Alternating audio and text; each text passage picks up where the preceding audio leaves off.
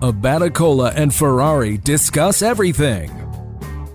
With Matt Abaticola. Son, your ego is writing checks your body can't cash. I'm sorry I ruined your New Year's Eve party.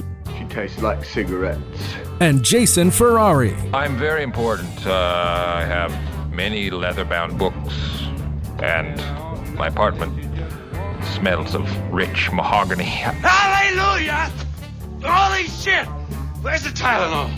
Two complete nincompoops with microphones and access to the World Wide Web. Presented by Mickey Finn's Brewery in Libertyville, Lake County's oldest brew pub. Now, here are your hosts for this shit show, Abaticola and Ferrari. Hello there, podcast friends, and welcome into another episode of Abaticola Ferrari Discuss Everything. This is where Jason Ferrari, Matt Abaticola discuss everything. This is episode number 14. It's called Sweaty Cheddar. He's Jason Ferrari. I'm Matt Abaticola. We are brought to you by our very good friends over at Mickey Finn's, Lake County's oldest brew pub. Check them out, 345 North Milwaukee Avenue in beautiful downtown Libertyville. Always great food, fantastic beer, and live entertainment every weekend. Check them out on Facebook as well, facebook.com/Mickey Finn's Brewery. You can get their lineup and all their details of entertainment. Well, it's good to see you, Jason. It's good to have another show. Episode 14, Sweaty Cheddar. And unfortunately, we have to start the beginning of the show on another terrible note. And a shooting taking place in Texas yesterday at a Baptist church. The Baptist church in town, a community of a few hundred people. A lunatic walks in with several weapons as well as other automatic rifles and a bulletproof vest. And 46 people are shot, 26 are dead, 14 of the dead are children. The youngest killed was 18 months old. The oldest was 77. Apparently a domestic dispute, text message argument with his mother-in-law, who occasionally attended church there. So this lunatic decided to saddle up, again, with multiple weapons and a bulletproof vest, and go to a church in the middle of a church service and shoot the entire church service up, and shot 46 people. 26 are dead. An 18-month-old. Listen to this. There was one family where 3 generations of people died. 8 members of one family died in this shooting. I read today that the whole entire population of a town is 62. So basically a third of the people are dead, and another third are injured. So that number I heard earlier about, it was like 300 or 400, must be like surrounding like immediate communities. Yes, a all lot of the people together. who were attending church were not from the immediate town. Unbelievable. So here it is, another episode where we want to discuss everything and have fun and have a good time and just share with our podcast friends what's going on in life and what we can have some fun with.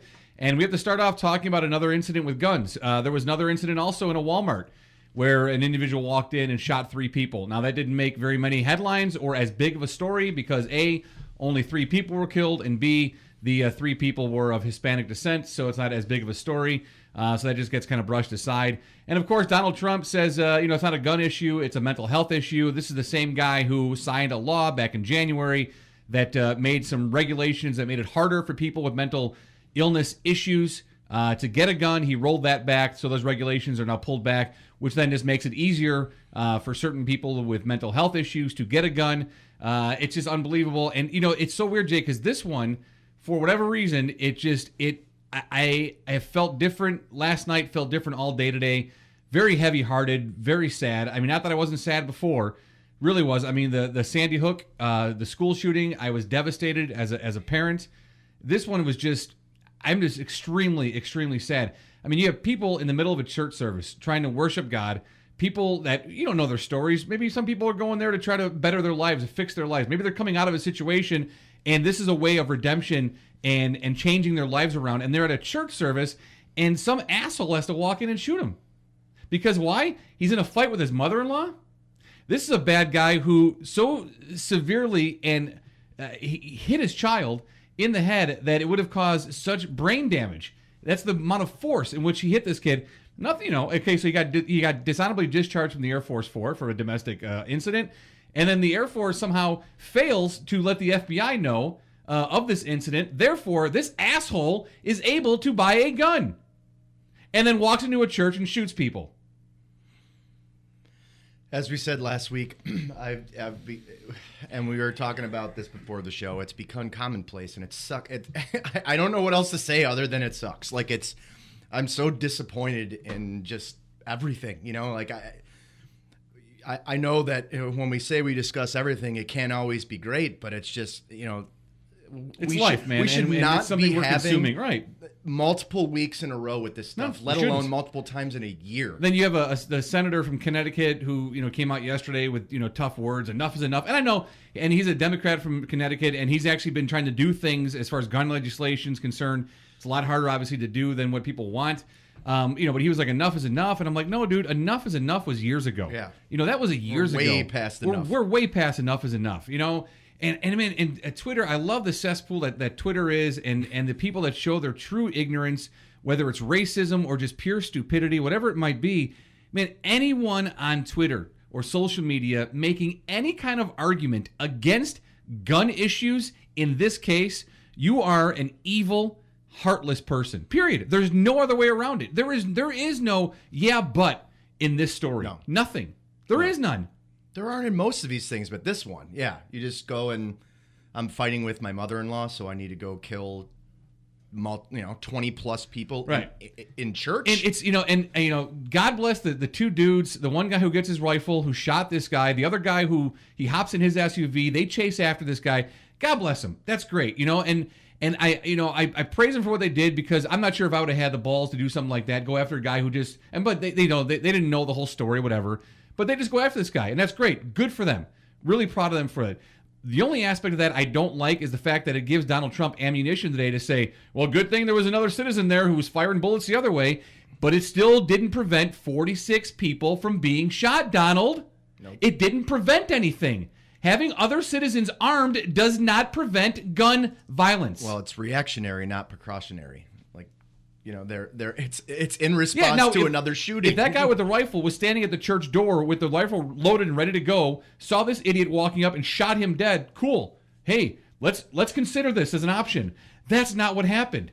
This guy shot 46 people and then another citizen with a gun. That doesn't mean that it's a good idea for, well, more people need more guns. That's what we need. That's the solution, more guns. You know, and then the Second Amendment assholes that come out today, oh, it's my God-given right to carry a weapon. You know, have you ever read the Second Amendment, like the entire thing, and not just the last 8 words?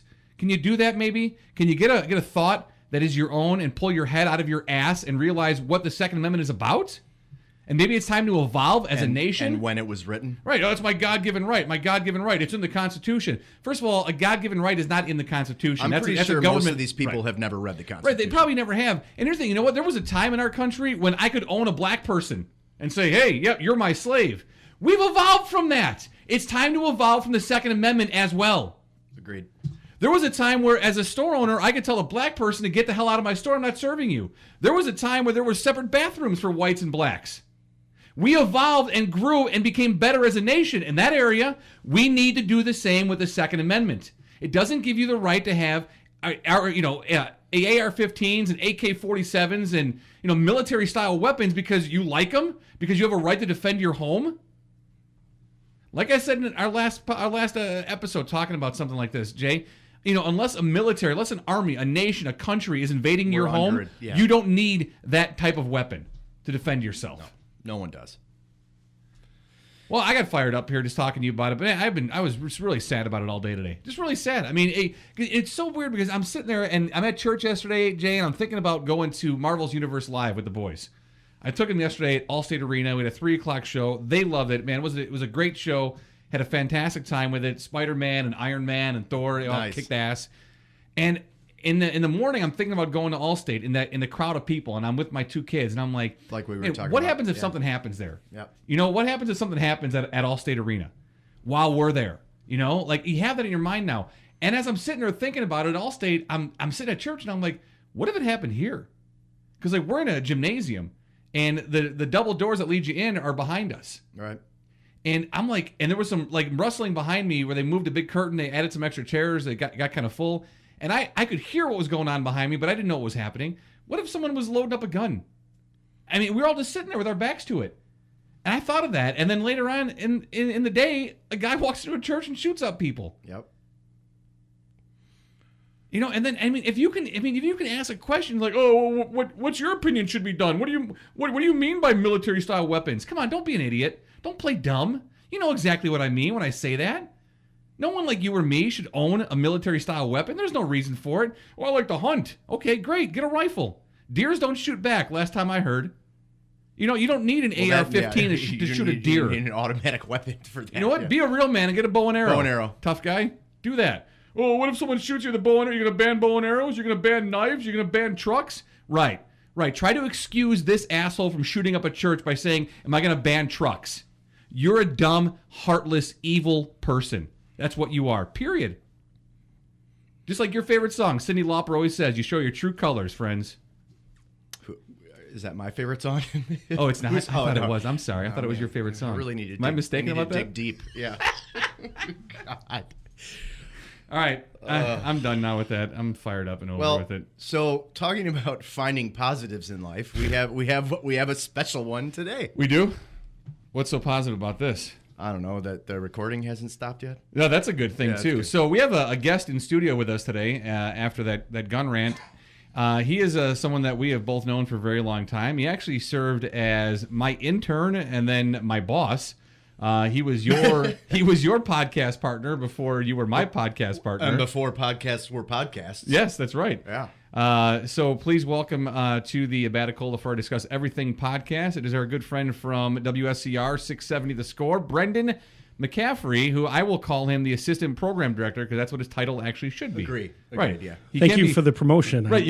Well, like the money to go. Oh, you're not getting any more money, or your job's not changing. It's just sports director at an all sports station makes 0 sense. So, I think. Yeah, I guess maybe you should just be called the director. Right, because that's all we do. Director of things. If you ever listen to WSCR, you know that all they do there is talk sports. So there's no reason to have a sports director. Because you are the assistant program editor. So thanks for coming by today. Appreciate it, buddy. No problem. This is nice. I like the setup in here, and always fun to be with you guys and hang out and hear your impassioned gun rant, which I pretty much agree with 100%. I was going to say, generally, the three of us aren't talking about this, but that's because it's, thankfully it's not happening whenever we talk. I also find it hard to follow that. Like, I'm going to come in here with my dick jokes and my... Oh, that's fine. All my...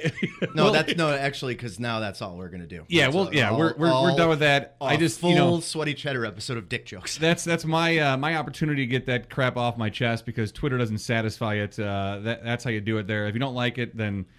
Too bad. So, Brendan, what's going on in life? Tell me what's happening lately. Try to keep work stuff to a minimum because I don't care. What's going on in your personal life? Nobody cares. My personal life... Not that I cannot care about his work. I just don't care about that station. What's going on in your personal life? My personal life is I'm currently a fat slob again. It was really it started... Did you get your romance back with Coke? Coca-Cola? Yeah, I kind of did. Okay. Although But he does like the flavor of Diet better. I know recently, that from recently I've started drinking some Coke Zero and some Diet, which is really, worse for you. Yeah, I know. It's like I'm trying to trick myself. It started with the Cubs last year for a quick work aside, and it just rolled over for 12 months, like those things do. Wait. So when the Cubs were like winning things and he was probably working a lot more, and he was probably drinking more Coke to stay awake. Okay, I got it. Yeah, and there was a lot of fast food, late night dinners, that kind of thing. So trying to recover from that, trying to get back on the wagon there. My wife and I, yeah, I know, literally a year later. My wife and I do Weight Watchers, and if I follow the program, it does work. I'm out here shilling for weight, but yes, that is the key. That's always the key. We're looking for sponsors all the time. And when I don't, love Weight Watchers, or Seattle Sutton. Yeah, when I don't follow the program, I turn into this like ball of just garbage. You'll see pictures of me, like a couple pictures of me at her family's cook-off, and my shirt's off, and I look like Vader, shirt off, the wrestler. But Vader was at least strong. Wait, what? Yeah, they've got a swimming pool in their backyard. I look like the wrestler Vader. I've got like the big, like oversized kind of man breasts. Oh boy! Except I'm not tough like Vader. I'm guessing you're the only person in the room who knows who that is. Right? I don't know who Vader is. I used to watch when wrestling, you said it, I just was picturing like a shirtless Darth Vader. No, I pictured Darth Vader. No, I look like James Earl Jones does now. Like that's what my body looks like. Yeah. Cannonball. Yeah. So I'm trying to today. It's funny because Jason said, "Oh, I'm going to take care of dinner tonight." I go, "Oh, great." You know, because I was going to get Subway, get some. I clearly the next thing I said was, I'm getting salads for everybody. Yeah, I was wondering what girl you invited over to the salad. Yeah, and I go, Brendan's here. You better get me a salad. So I ate a salad. It was a good salad With a Big Mac on top. No, but it was. I know. No, I know. There's a McDonald's right outside. I'm Oh, going to be like, Katie, I'll be home at 1 in the morning. yeah, I'm going to that's be not eating good chicken for McNuggets. anyone. Oh no! until The then. worst thing is my drive home, going back to Peterson. There's a White Castle. Yeah. Now the only fortunate thing is I would never bring it here before the show to do it because that would stink up the entire apartment for weeks, and then it would be bad during the show. Then there'd be like. Then on the way home pants though, shitting like while we're recording. I have to turn left, but there's the giant median, so I can't make the left turn. And then if you make the left on the next street, there's another median where you can't make an immediate left again. So you'd have to go and like do a U-turn at the next block. So it's a real hassle to get the White Castle. So it's prevented me from ever Basically, doing the it. Lord preventing you Pretty from much, shitting your pants on the way home. God's like, we're going to put medians here and a median here to keep Matt from pooping on the way home. Yes, sir. Thank you very much. I've only done it one time in our 14 episodes. Pooped yourself or gone to White Castle? The double U-turn to go to White Castle I was late going to at say, night. no, but at one time in our 14 episodes, did you say, by the way, I'm going to blow up your bathroom? Before he got here, I'm like, all right, we have toilet paper and a sink. Had to do it. Depending on how long this goes, I might be blowing up your bathroom too in the salad. All right, so you mentioned man boobs, and I happen to have a product for man boobs. I'm gonna take care of you on some supplements. Okay. I'm gonna help you out there. That sounds good. What? My product called Man Up, my testosterone booster. I also need something to. It'll help increase your cure energy. It'll actually help you with stress. It'll give you more clarity of thought. That one will? Man Up, the testosterone booster, because when you hit 30, your testosterone production begins to diminish in your body. When you hit 40, that's really when it starts to drop. Now, a healthy man has testosterone levels of around 1,100 to 1,200. By the time you're 40, you're probably around 500 to 600. Some can get even as low in the high 300s, which is just bad. So you're going to start to see the increase in your mass around your waist. Do I look like a healthy man to you? No, you look like a man. There's still some identifying signs that would indicate I'm a man. Now here are some signs of decreased testosterone production in your body. You have a beer belly. You don't sleep as well. You don't have clarity of thought. You have stress. Check. You might be even extra sweaty. My whole life. You might wake up in the morning and feel stiff, and like not the good stiffness in the morning, but like a bad stiffness from like laying in a mattress. Oh, yeah. You ever wake up in a mattress and go, God, how do I feel stiff? Oh, it must be a terrible mattress. Usually only after like a night of drinking where my bones are probably like, yeah, you should maybe have some water. You're a jerk. Yeah, a dick. So I'm gonna hook you up with some Man Up pills. Telling you it's gonna help you. It'll help you out quite a bit. But aside from that, now you were just in New Jersey. My brother-in-law's wedding. I got to tell you guys, if you like Jersey, I love Jersey. Well, if you get the opportunity, go to a New Jersey wedding. Ladies from, right? So my wife Katie's from New Jersey. We had our wedding out there. Good thing you got her name right. That's good. I was my searching. wife. I was searching. I was like, definitely calling her something- your something lady with a because I K. wasn't sure. Something They with a were K. at my wedding. Kathy, Right. Carolyn, I mean, you guys shouldn't forget mine. I've had more than both of you combined, so you guys should remember your wives' names by now. So Katie's brother gets married. Yeah, and it's out in New Jersey. My wedding was in New Jersey a couple years ago, and I just think everyone should experience a New Jersey wedding. It's just a little bit different than the typical wedding. Well, you had me at the Italian desserts. Yeah, well, you go. You had me at hello. Like you, didn't I always? You go into the appetizer room. Like when you think of a wedding, appetizer like, room, like cocktail, like a cocktail hour at a wedding, right? When you think of that, you think of an open bar, and you think of a couple assholes walking around with trays, right? That's it, totally. You don't have not that. an appetizer No. room. A couple of assholes walking around with trays. Well, you've got a Name room. tag says You've got asshole. a room. You've got a room. They've got pizza. They've got rice balls. They've got meatballs. Carving station. The hell's a They've rice got ball? Arancini. You got to have rice balls. Are great. All right. Oh, they're amazing. suck So at you've got food all and that. time, You've though. got you've got. There was a you've pasta got- room. There was a meat room. You've got shrimp cocktail, clams, oysters. Nice. I mean, this is all over. And you think, so I said pizza, right? You're thinking, how good could pizza at a banquet hall be? At this place? Probably a wood burning oven or a pizza oven at It was least. great. Yeah. Like Some you eat type. enough food. You eat enough food, and Tanny was at my wedding. Chris Tannehill would say the same thing. That you're like, okay, I've eaten enough for the whole day, and then they tell you so you do the appetizer, then you go out and you start dancing. Like I think the couples come out and start their first dance. Their parents do the dance, all that, and you dance for a little bit before. It's not like here where most weddings, cocktail hour, dinner, dessert, then dancing.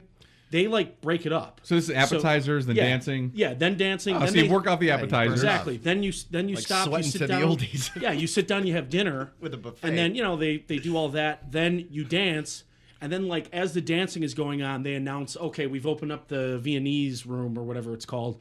And in there's think of the appetizer room. Yeah, you're right. But it's we full definitely of, need but to it's go to full a of, Jersey it's full wedding. of. That's a dessert room. Cannoli, and there's schwujedel, which I don't even know what the hell that is. It's some said sort it of good, pastry. though. I did that. Honestly, that's the best I've said it. That's great. If I said it before we were recording, it would have come out all wrong. Cannolis, and there was a crepe station. And there wasn't like a chocolate fountain. There was like a chocolate slip and slide. Yeah, Just, well, and a chocolate like a fountain. beer bong. Well, and even they had Irish coffee, and the other thing they were doing. You were there? Oh yeah. Even You though, were there, even like, though I don't like we coffee. need to have Irish coffee. Well, they had and It's like and they had a Brendan I wanted, Jameson. as my father would say, a wee nip of whiskey. Right. And they had Bushmills Black Bush. What's your So it was- father-in-law's first name? My father-in-law is Tom. Tom. You're like, hey, Tom, is that pasty son-in-law of yours kid coming to this wedding? Yeah, you guys. we'll throw hey, some you guys Irish hook me up coffee with there. That Bushmills, or someone's gonna take their shirt off. Yeah, he's the asshole dancing on the Yeah. dance floor with his wife. I don't know why they're from Chicago, but Yeah, it's all right. But It's yeah, fine. my wife and I, by the DJ said we were the MVP of the party because we were dancing quite a bit. Nice. That's what I like to do. And for once, I wasn't the drunken MVP of the party. Oh, I mean, nice. I was drinking, but I Yeah. wasn't like. I mean, you've seen me. Yeah. My God. So it wasn't like that. So it was And good. weddings are a different kind of thing, Yeah. man. There is always someone who takes it to a whole new level. Happens. Yeah, I mean that's Can't really speak about mine. It's the last Yeah, time. we'll end that there. It wasn't me. It was not you. Oh yeah. I'm just glad because there was a small time before the wedding where I wasn't quite sure if the old tuxedo pants were going to fit right. Oh, man. And they were. You were nervous going into it? Yeah, I was working out quite a bit to get there That day. the day before. You're doing squat thrusts. I went to. They've got a. a bagel like a bagel shop next to where Katie's parents This live. isn't We a were good staying. start. And I walked over and I only ate half of my. You just got my lox. bagel sandwich. Just a big. I usually lump. get lox. I get Taylor ham and egg. All right. I don't know So what that's the hell another that means. Jersey thing. It's like a nicer version of bologna. Well, Brendan, thanks for coming in today. We do Yeah. appreciate It's you been taking great, the guys. time. We'll see you. Thanks for being here. It's been awesome. Brendan McCaffrey, everybody. Our studio audience loves him. Do we have questions for... Well, I guess no. I mean, I put that just Okay. because I don't really have any specifics. But he's going to do our rapid fire at the end. Oh, okay, But good. no, I just meant like you already said that he was your intern and you guys worked together for many years at Yes. the Score. We did, yeah. He came from Missouri, and he was immediately one of the best interns I ever had, and so I wasn't too surprised when Not he a high bar to clear. stuck around.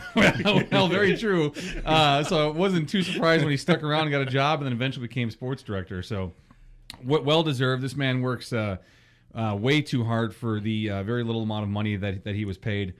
Very similar to most everyone else in radio, unless you have a full-time gig. But the station certainly wouldn't run half as smoothly as it ran at times unless he was there. Because I would see him. He'd get there well before I got there at almost 1 o'clock, and then he was there. I hope so. Well after. He would get there at 12:45. I would, because sometimes he was I there till know 9 you o'clock at would. night. No, I mean, he gets there at 8 o'clock in the morning. He's there until 9 o'clock at night. Sometimes it's ridiculous for the amount of salary that he was paid. So always a good guy to have, and really loved having him as an intern. So yeah, it's always. nice little I treat. appreciate the build up because I'm sure I'm going to offer nothing on this podcast that's No, worth a damn. it's fine. I do love that Brennan and I have a history as well. We did a radio show. Sexually. A lot of chest bumping and Yeah, so it's not the first time the three of us have been together. It's true. Matt was a guest on our show back in the day, which would have been about 2011, I believe. The first and long show on ChicagolandSportsRadio.com. We were the inaugural morning show. That's true. I actually asked Matt, like, I was talking to Ernie, who used to run that station, who we went to. Ernie Scanton. Yeah, we went Yep. to broadcasting Ernie school. Scatton, He good was guy. the Good class man. right Yep. after us at ICB, and I asked Matt, who's someone at the Score who. Basically, it was like who really wants to get some on-air experience and who knows what they're talking about and who you think would be good with me. And that's first and only name that he mentioned. Brennan and I met 2 days later. Well, we had met at remotes when you were interning for Matt.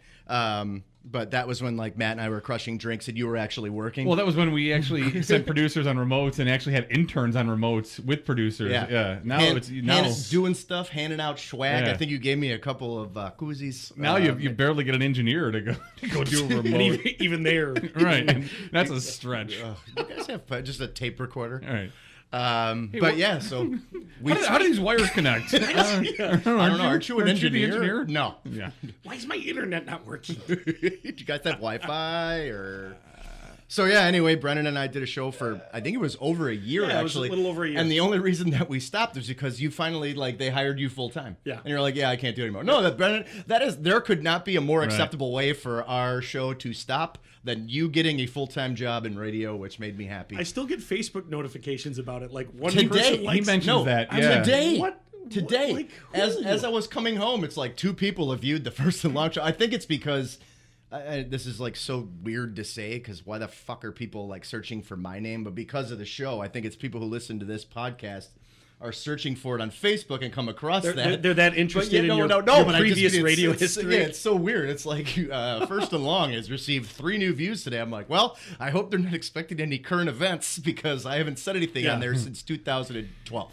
All right, well, here's a story I want to throw at you guys real quick, and I want to get your reactions to it. We've never talked about this guy, but I'm sure you would have thoughts on Hall of Fame broadcaster Vin Scully from the Los Angeles Dodgers.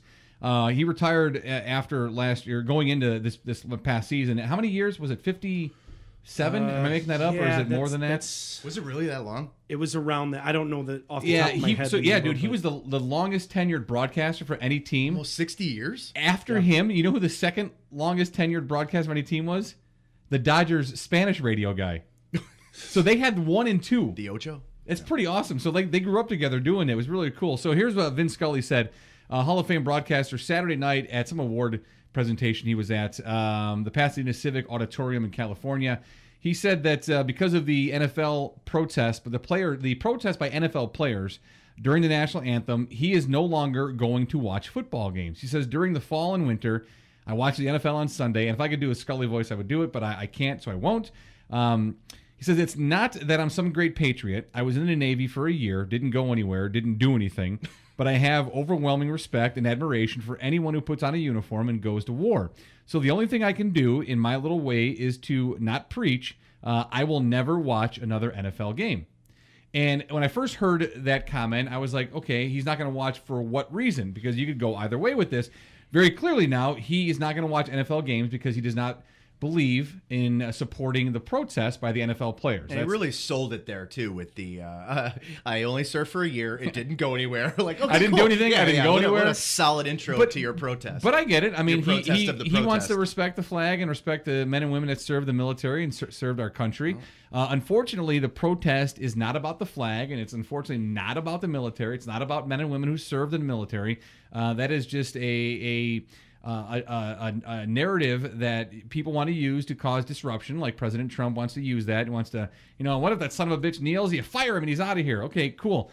So what were any thoughts on seeing Scully say that? And I don't know why I was surprised, but I was a bit surprised that was his take on it. I'm surprised too. I'm disappointed, frankly, that a guy who oftentimes would mention his relationship with Jackie Robinson, who would understand some of the things that he went through integrating Major League Baseball, that he would be so, I don't know if ignorance is the right word, short-sighted, but he wouldn't understand the depth and the breadth of what this movement is about. Right, and he always was up on current events and cultural events. Yes. and the culture of the times.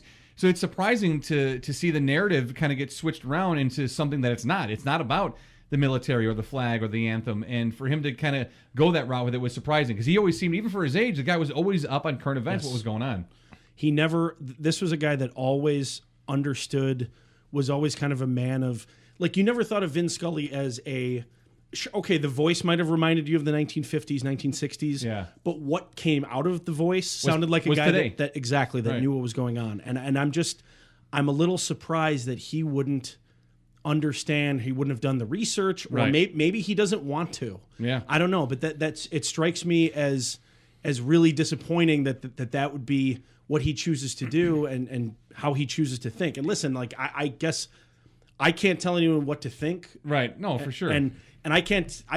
One person's display of respect for the flag and the military is probably going to be different than the next person's, but it's just not about that. And I just find it so hypocritical for people that get bent out of shape about that. Well, are you bent out of shape about all the money that the NFL is receiving for this paid patriotism and all this stuff that really, I mean, it's just, to me, it's just the lowest. Not that being proud of your country is the lowest common denominator, but hiding behind the flag it's just simple. Right. It's simple and it's easy. And when you hide behind the flag to cover up your racism, that's where the issue lies. Correct. And I thought you had a great point too about Jackie Robinson. Very odd. And the Jackie Robinson thing is a fantastic point. What where he came from, and everything that he went through with the integration of professional baseball. Well, just our country in general. He lived through it, right? I feel like he would know better. It's very unfortunate that there is a running theme. I don't want to necessarily say that the gun thing in this situation is the same, but what the hell? I don't even think people do they understand what they're even protesting? I don't think so. What the hell are they talking about? The protests about the protests don't really match what the protesting is for. And I know, I believe there's a different thing in the Constitution also. That might be the first one. A huge baseball guy, and I don't know how much Vince Scully you've actually consumed in your life, but dude, There was no one better at enough calling to know who games. he is. Yeah. And I've watched 42 about 17 times. Yeah, and dude, what's amazing about him is his ability to tell stories in the middle of calling a baseball game without missing a beat and without ruining the story. It's magical. And with no partner. Yeah, no partner. Didn't have a partner for by himself. Did solo in his 80s. He was so 60 years. He was so good, dude. So good. I don't know if he was solo the whole time. Who suck. Yeah. Now, I totally, and I just now thought of it again that is insane. As we have this conversation. There was a broadcaster down in Dallas. He does a TV news anchor. His name is Dale Hansen. I had him on my show on B&B. And older white guy, and always would have these 3 or 4 minute commentaries during his sportscast about current events or something happening. That's like at the beginning. Oh no! At the end of his newscast, he would do the sports, and then he would wrap it up with a 2 or 3 minute Dale's thoughts. And dude, they were some of the best radio that we would play. And whenever you can play something that's not your own original piece, that's how. That's a great form of flattery. It was so fantastic. We either played it because we had loved it and admired it, or we played it because we wanted to make fun of it because you were so stupid. Dale's was always fantastic, and I wanted to bring it up earlier, and I mentioned it to you to maybe have available for people to hear. We can put it on the podcast. But what I'll do is I'll get it on our Twitter account, and we'll post it on Twitter after we release this show, so people can actually go there and hear it. I can put it in there, dude. It was. Did you hear his take on this? I did not. Unbelievable, absolutely. Unbelievable, and to try to even repeat it or paraphrase it would not do it justice. It would actually ruin it. But I will play it during our break. So so when people download, absolutely, you'll hear it, and you've got to check it out. It won't surprise me. He's always been really thoughtful, so unbelievably good. All right, we move on to things we watched this week. We like to talk about any movies or TV shows. I can't remember if last week because my weeks are just all a big blur. Did I mention Bleed for this? That movie? Yeah, no, but you mentioned that before. Was it on the podcast? Yeah, or was it just I can't even remember. I still have not. It's number one now on the list of things to watch.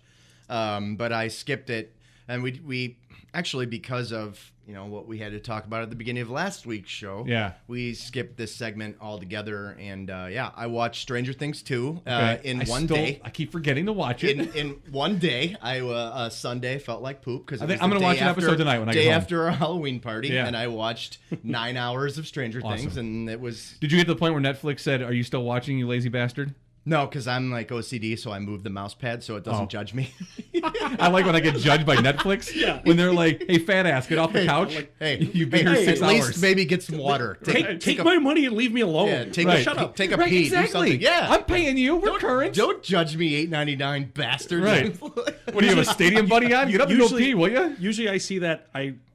Sometimes I'll go to bed before my wife and I'll wake up in the middle of the night and she'll be asleep on the couch and there'll be the screen. Are you still watching? Are you still watching? No, she's passed out, sir. Yeah. She's passed out. Yeah. So I'm gonna watch an episode of that tonight when I get home. Okay. Did you see Bleed for this? No. A fantastic movie. What is that? boxer. A true story about a guy in the 70s or 80s. Miles Teller plays him. Oh, it's Yeah, a Miles Teller one. Gets into a car Vinny accident. Paz? Yes, Vinny Paz. Yeah, and it has a neck injury. Gets in an accident, has a spinal injury, and he's in a halo, and he comes back and he boxes. It was a fantastic movie. That was one of those. Like, I unfortunately started it at like 10 after 10 one night. I was like, oh, this is on. Oh, no. And it was right at the very beginning. It makes you like 3 different attempts to get through the whole movie. No. And then, because then before I knew it, it was like midnight. And I'm like, oh, I'm still awake. Watch the Oh, whole this is so stupid. What am I doing? Go to bed. So it was really good. So, okay, so you watched Stranger Things, and it was I thought it was as good or? Yeah. Oh, good. Okay. Nothing to me, honestly, is ever as good as season 1. Where I'm gonna do something because I don't know if Brendan has watched anything since The Sopranos. Let me tell you something. The chances that I've watched something is other than Since Sopranos The and Wire, Sopranos, not a chance. Brendan Not watches a chance. Chicago We sports. did our show almost 6 years ago, and I'm pretty sure he's still watching Sopranos I got reruns. something I watched this week for you guys Oh, that boy. none of you will be interested in, but that's fine. Well, no, that's not really the point. All right, so I watched I see the your Baywatch movie. Okay. I told you, not the show. Well, actually, hey, I got to check out some Hasselhoff. I've watched it twice. It's not good, but I like liked there's it. boobs Yeah. and yay. Good enough to watch it It's The Rock. twice. Yeah, I like The Rock. Yeah. And then I was telling you, like, I used to watch, before I moved back from Madison, I started watching Suits, and then, like, got into, like, other stuff and forgot. Yeah. And realized that it's still on. Suits is still on, so I, like, started watching episodes again. Oh, really? It's still on USA, yeah. Oh. It's like in season 7. no idea. It's a great, great show, though, man. I love it. You know, me and the boys went Saturday to the cheap show, walked up to town, and the Lego Ninja movie was playing. I've heard good things. Yeah, no, I heard great things about it. So we go and I check the times online, walk in there, and the girl's like, "Oh, I'm really sorry, the projector broke, and we're not showing the Lego movie." Oh, the cheap So show. Hank and Still have Jack a projector. We're showing Debbie Does Dallas. Like, Hank and don't Jack, you- you would have thought like someone just burned all their toys in front of them. They were like, "What?" And Hank's like, "Well, Daddy, what are we gonna do?" And I'm like, "Well, there's nothing we can do, buddy." He's like, Froyo. No. He's like, "We're seeing a movie." He's like, "I want to see that one." And he points to the poster, and it was Thor. The new Thor movie's out. And I'm like, I'm like, I don't think so. And so the girl's like, well, here, let me give you passes to come back for free next time, because this is our mistake, and we really apologize. She was nice, like 18-year-old girl. She's super nice. And I'm like, don't worry about it. I'm like, just keep it, because they're like $6 tickets. Little did you know she was fired for actually for offering doing that right. Yeah. So she, I'm like, just keep. She's like, no, just take them. So I'm like, all right. So I take them, and so we go outside, and the dudes are totally upset, and we're standing outside. And I'm like, forget it. So a buddy of mine has a 5-year-old. He took his kid to see Thor. So I text him. I'm like, yay, nay, how we looking? He's like, oh no, totally cool. You can do it. I'm like, all right. Go. We march right back in. I'm like, yeah, let me get 3 tickets for Thor. We're gonna actually see the one coming up in 15 minutes. No, I was just gonna keep it. And she's like, oh, okay, well, give me that pass back. I'm like, no, that's totally fine. I go, I came to see the Lego movie, and I don't want to use it here. I go, let me just pay the $18. No, come on, just give me the pass back. I'm like, all right, fine. Here you go. Here's the pass. I was glad I did that because it was a great movie. I enjoyed the hour and 20 minutes of the 2 hours and 10 minutes that we saw. You ranked it on the Twitter. I like Thor. Not into the movie, just Thor, the character himself. He's my favorite new superhero. Like him, yeah. Well, because the Iron Man was my favorite. Iron Man 3 sucked so bad. Oh, it was brutal. It had to drop him down. But we left after an hour and 20 because Jack fell asleep on my lap and Hank was ready to roll. He was like, Daddy, is this over yet? Well, clearly it's not over yet, son. The lights are still off and the movie's still playing. It's clearly not over yet. Can we go or can we leave? I'm like, yeah, we can go. So that was it. So I need to go back and watch. You're gonna be a better father than I am. I'm gonna be like, I spent $18 on this. You sit your ass in that seat. You're gonna watch every second of this. I wanted to, but you didn't spend anything. I didn't spend anything except the $24 for the treats, food, yeah, for the popcorn and Airheads and gum and all that stuff. God. And so I thought about it. I'm like, just because I wanted to watch it, I was into it. I'm like, and then you learn as a dad to pick your battles. I'm like, yep, let's roll. So we left. So I didn't see the end of that. So I'm gonna have to go back one night at like an hour and 10 minutes in just so I can watch the end. I'm not going to sit through the whole part I've seen already. But that was really good. So anybody out there wants to see Thor, that's what I've watched this week is Thor. Well, parts of it. Most of it. All right, so you More than said half. you watched something this week? So I was in Jersey from Thursday till Sunday. They were showing Sopranos. There was the Sopranos room. I wish. Sopranos room is right next to the appetizer room. It's in the middle of the room. A lot of the towns that are in the Sopranos I was at for this wedding, so which was kind of cool. But I watched the World Series last week, and then I watched From Russia with Love. The second James Bond movie. You love Bond movies. 1963. I'm a big fan. That is They're my all on favorite Hulu one. now, I think. That's the only other thing he watches: Sopranos and Bond. Well, I think Amazon Prime and Hulu seem to be, they have the same movies. But yeah, I noticed really, almost all the Bond movies are on there. Really enjoy that movie. You can hang out with my dad and watch them. That's fine. He's a good man. You know, I told you this little tidbit about Fountains of Wayne, the garden store where Tony goes to get whatever he needed to buy. I think it's closed now. Isn't that also like a shitty band? It is a shitty band, and they actually took their name from that the store that was in Sopranos. It was an actual really store, Fountains of Wayne. I saw that when I went back through to watch Sopranos again for the third time, and I was like, Fountains of Wayne's. I Googled it, and I'm like, yeah, sure enough, they were from that city, and they named their band Fountains of Wayne, which Stacy's mom, am I correct? That sounds, that's Stacy's mom's got it going on? Sure. Yeah. Come on. I forgot. You know everything. I know the right. song. I don't know if it's from them. Who was the supermodel that was Stacy's mom? It was the it's, lady that was Rachel, married. the one Rachel who's- Hunter. yeah, that's to the one. Rod Stewart. Oh, Rod Stewart. anyway, Yeah. that guy can go away anytime. Perfect way to go to break. Is he still alive? Yeah, he's alive. He is? He's the one who had there was an urban legend about him having to have his stomach pumped because there were, let's Full see, penis. there were liquids that were not, bodily liquids that were not Shitload urine. of protein. Yeah, that's an urban legend It's about full him. of swimmers. Yeah, Oh. but I don't think that, I think that's been debunked. So Well, It was so many of it that he Actually, had to have his stomach pumped? people were Yeah. just so distracted by Richard Gere and gerbils. Oh, yeah. Remember that one? Yeah. All right. Anyway, all right, that's the end of segment 1. He's Brendan McCaffrey. He's our guest for the show today. This is episode 14. It's called Sweaty Cheddar. It's a Batacola Ferrari. Discuss everything. We're brought to you by Mickey Finn's, 345 North Milwaukee Avenue in beautiful, historic downtown Libertyville. Former 49ers quarterback Colin Kaepernick takes a knee during the national anthem in San Francisco last year. We noticed, but very few players joined him. Not many players seem to care. He can't get a job in the NFL now, and very few have said much about that either. But the president says he wants that peaceful protest to stop, says those players should be fired if they take a knee during the anthem, and calls those players a name I never thought I'd live long enough to hear a president say, and now everybody cares. Donald Trump has said he supports a peaceful protest because it's an American's right. But not this protest, and there's the problem. Any protest you don't agree with is a protest that should be stopped. Martin Luther King should have marched across a different bridge. Young black Americans should have gone to a different college and found a different lunch counter. And college kids in the 60s had no right to protest an immoral war. I served in the military during the Vietnam War, and my foot hurt too. But I've served anyway. My best friend in high school was killed in Vietnam, and Carol Meyer will be 18 years old forever, and he did not die so that you could decide who is a patriot and who loves America more. The young black athletes are not disrespecting America or the military by taking a knee during the anthem. They are respecting the best thing about America. It's a dog whistle to the racist among us to say otherwise. They and all of us should protest how black Americans are treated in this country. And if you don't think white privilege is a fact, you don't understand America. The comedian Chris Rock says it best. There's not a white man in America who would trade places with him, and he's rich. It has not gone unnoticed that Trump has spoken out against the Mexicans who want to come to America for a better life, against the Muslims, and now against the black athlete. But he says nothing for days about the white men who marched under a Nazi flag in Charlottesville, except to remind us there were good people there. And when he finally tried to say the right thing, not one of them was called an SOB or should be fired. We have white men in America who wave the Nazi flag and the Confederate flag, and he's concerned about taking a knee because it disrespects this flag. We use that flag to sell mattresses and beer. We wear it as a swimsuit. We wrap our bald heads in a flag bandana and stick it in our pants because we disrespect that flag every day.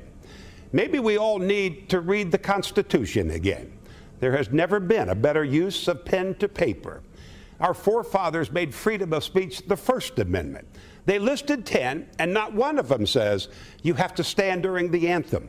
And I think those men respected the country they fought for and founded a great deal more than the self-proclaimed patriots who are simply hypocrites because they want to deny the basic freedom of this great country, a country they supposedly value and cherish so much.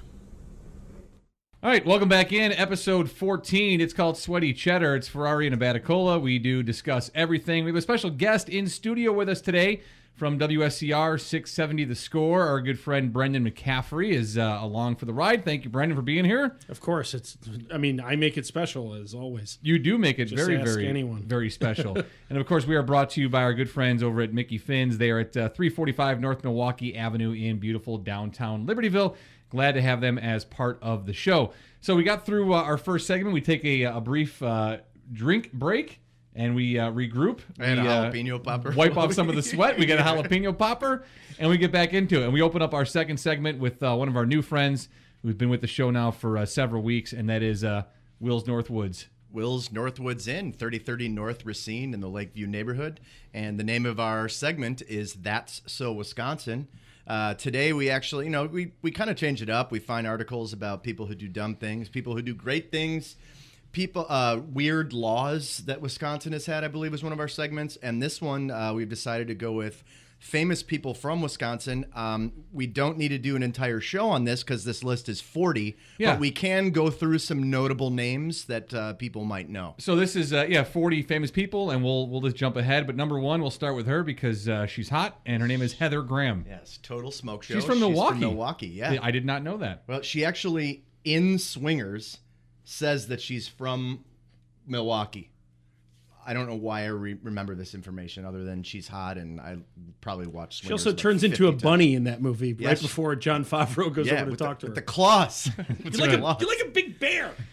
The Incredible Hulk. Yeah, and Mark Ruffalo. He's from Kenosha, which is really just north of me in Libertyville. I could get Kenosha in about 15 minutes. Kenosha Kickers, Damahushi Polka, a.k.a. Kiss Me Polka. Well, this creepy-looking bastard's from Appleton, Wisconsin. William Defoe.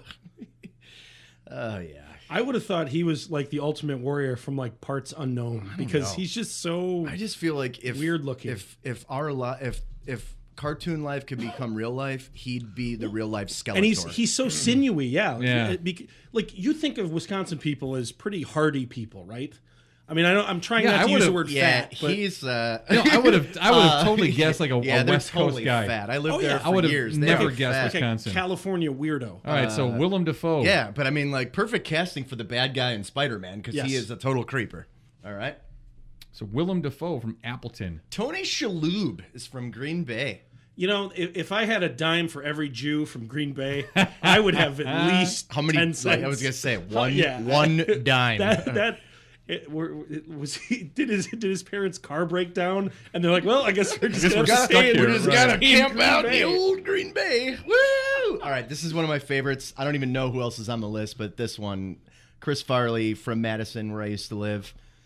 One of my favorite funny people of all time. And then followed by one of my favorite movies of all time. I didn't know this. I didn't know Farley was from Madison, and this is great. I'm glad that it's one of your favorite movies of all time because I think it's one of the worst movies ever made. Very overrated. Gene Wilder as the creepy candy guy. He's from Milwaukee. I had no idea. You thought it was overrated as a child? I never watched as a child. I thought it was stupid. Oh, it's so good. Yeah, as a kid, I was like, this is dumb. All right. And then as an adult, I don't dumb. understand the four grandparents all living together. Where are the parents? No. And why is the guy an invalid who all of a sudden, thanks to his idiot dancing kid, can dance and walk?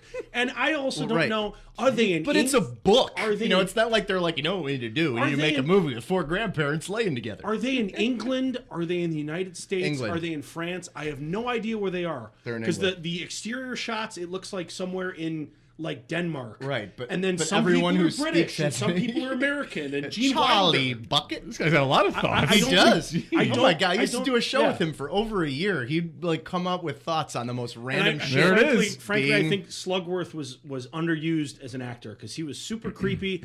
That could have been a guy like a Mossad agent or a KGB agent or something. He clearly was a double agent in the movie. So Gene Wilder from Milwaukee, Wisconsin. All right, fine.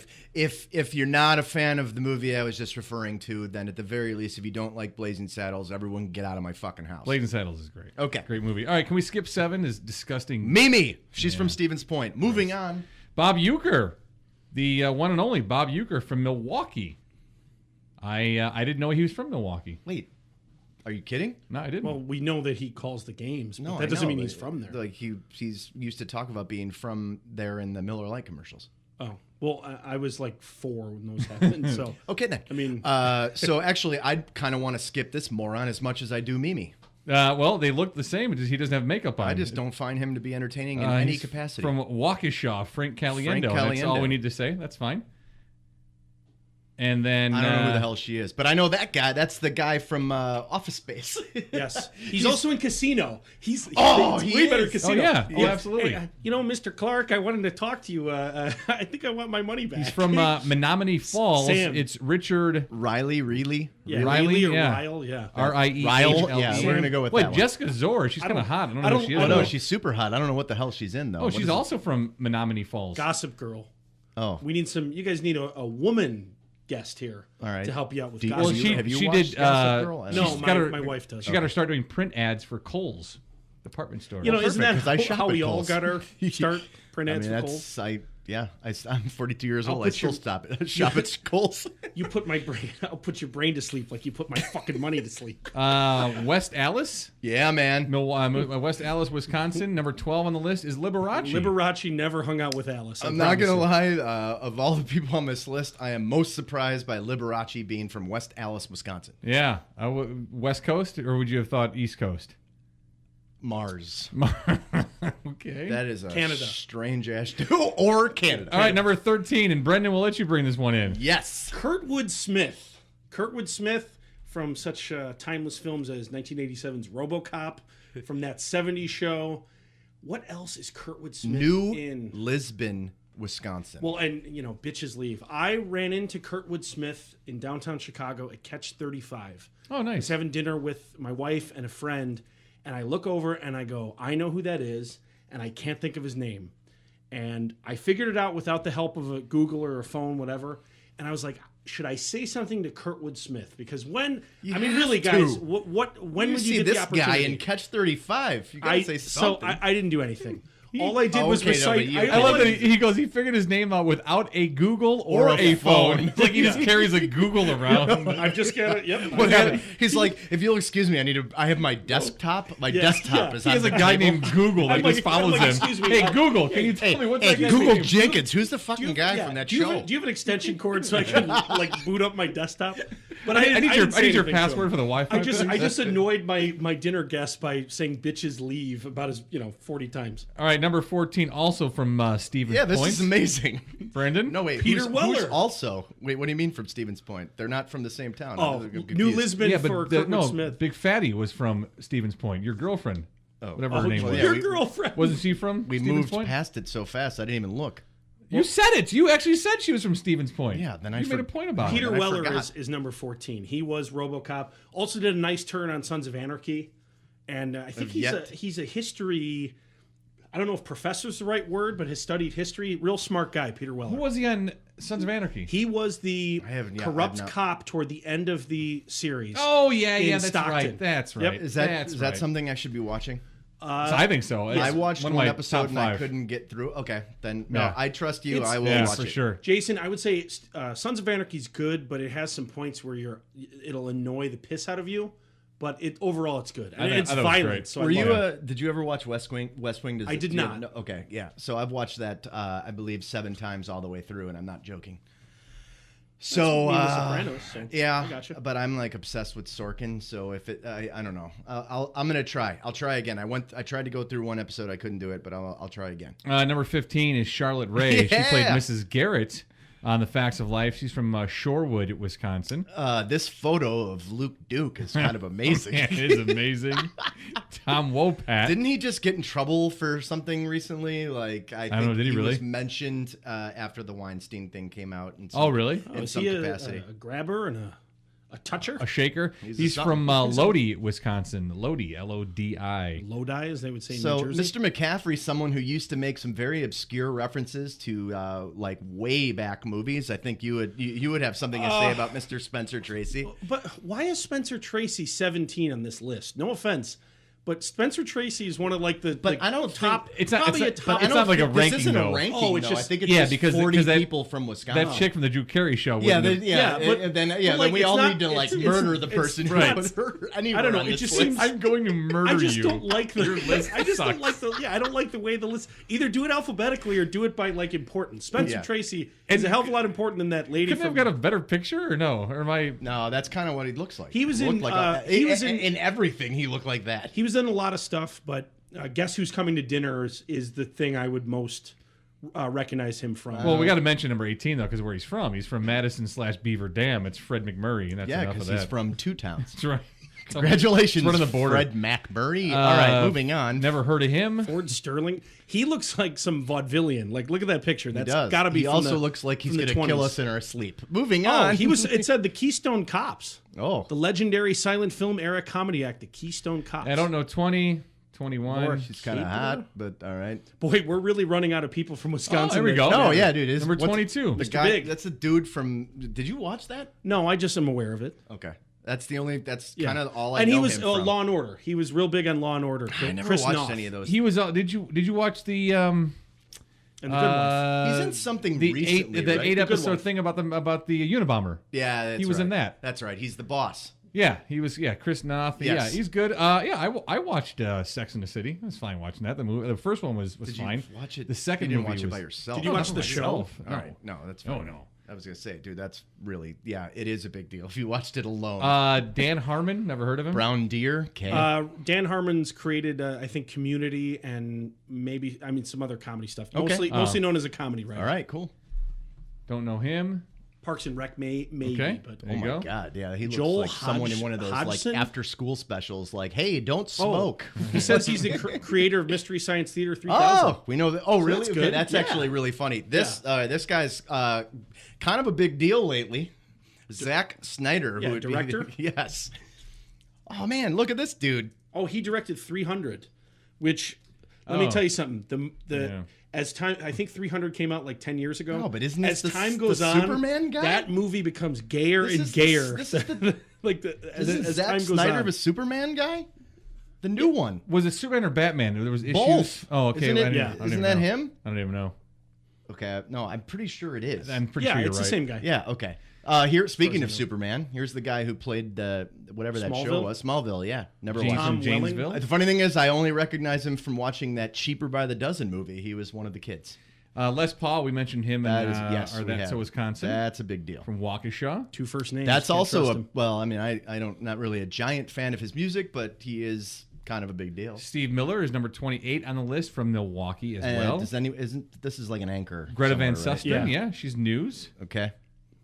Tom Snyder. Holy crap! Yeah, man. From Kind of Milwaukee? like one of the I guess originators of the current late night show talk formats. Yeah.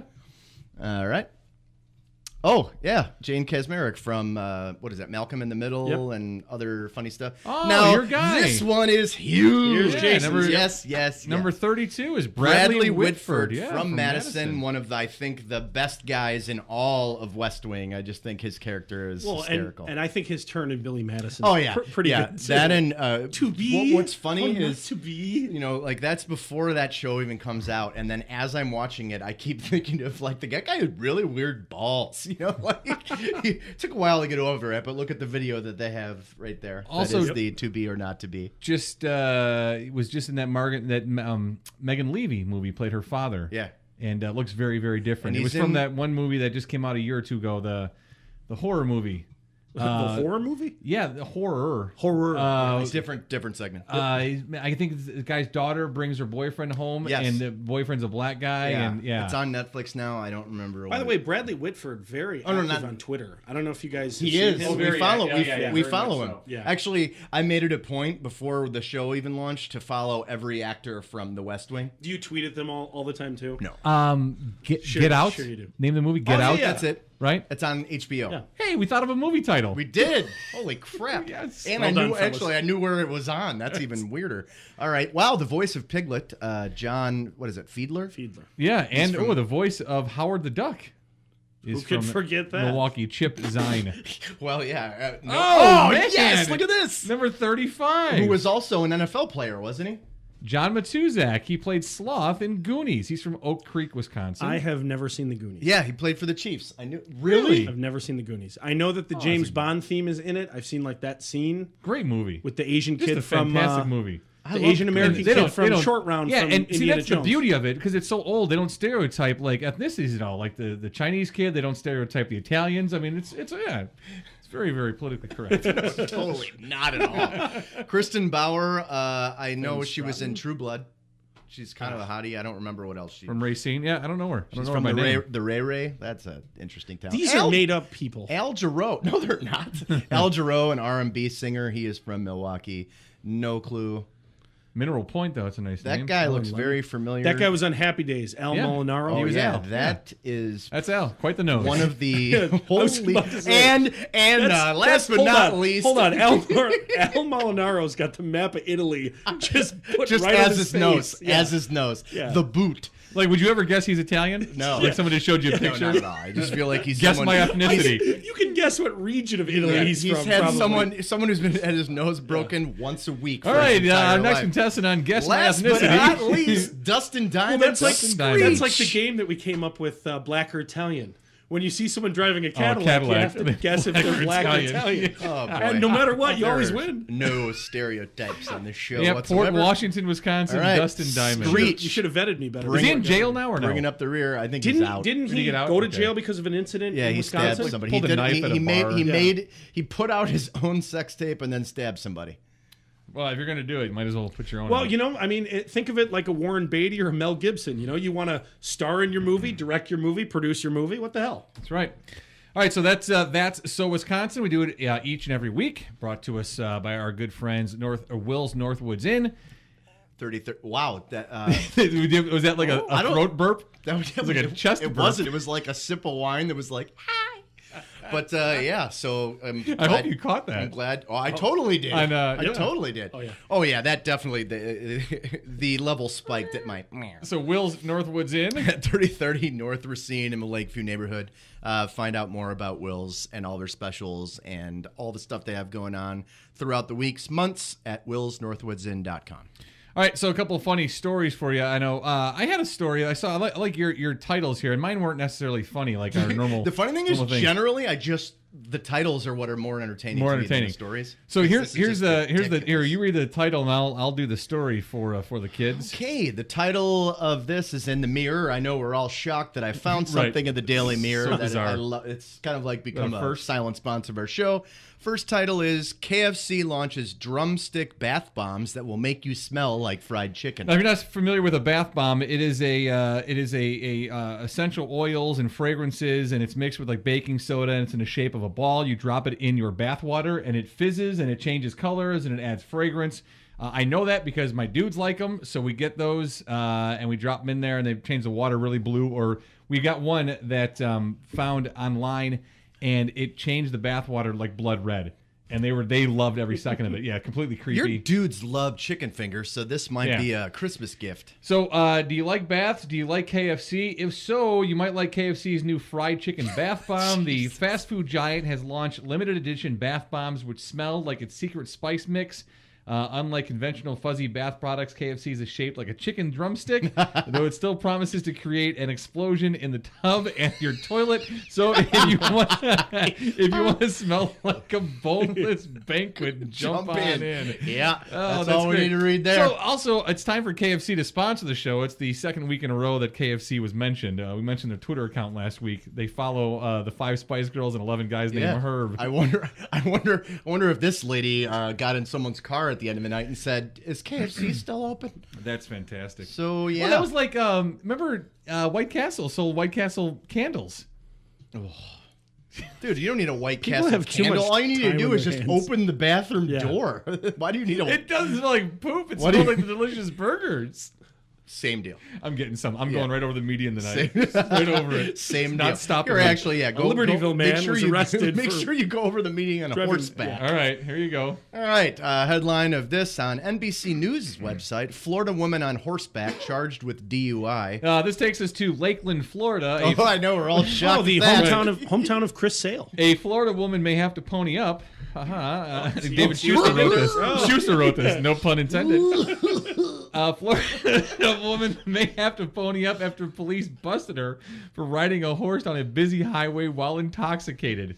Polk County Police arrested 53-year-old Donna Byrne and charged her with drunk driving after multiple drivers called 911 to report a woman on a horse that was hoofing it down the highway. And you know what? Her picture does not at all look like what I would imagine a 53-year-old drunk woman to look like on a horse. She kind of looks like Mr. Ed. Tell me she had possession of crystal meth.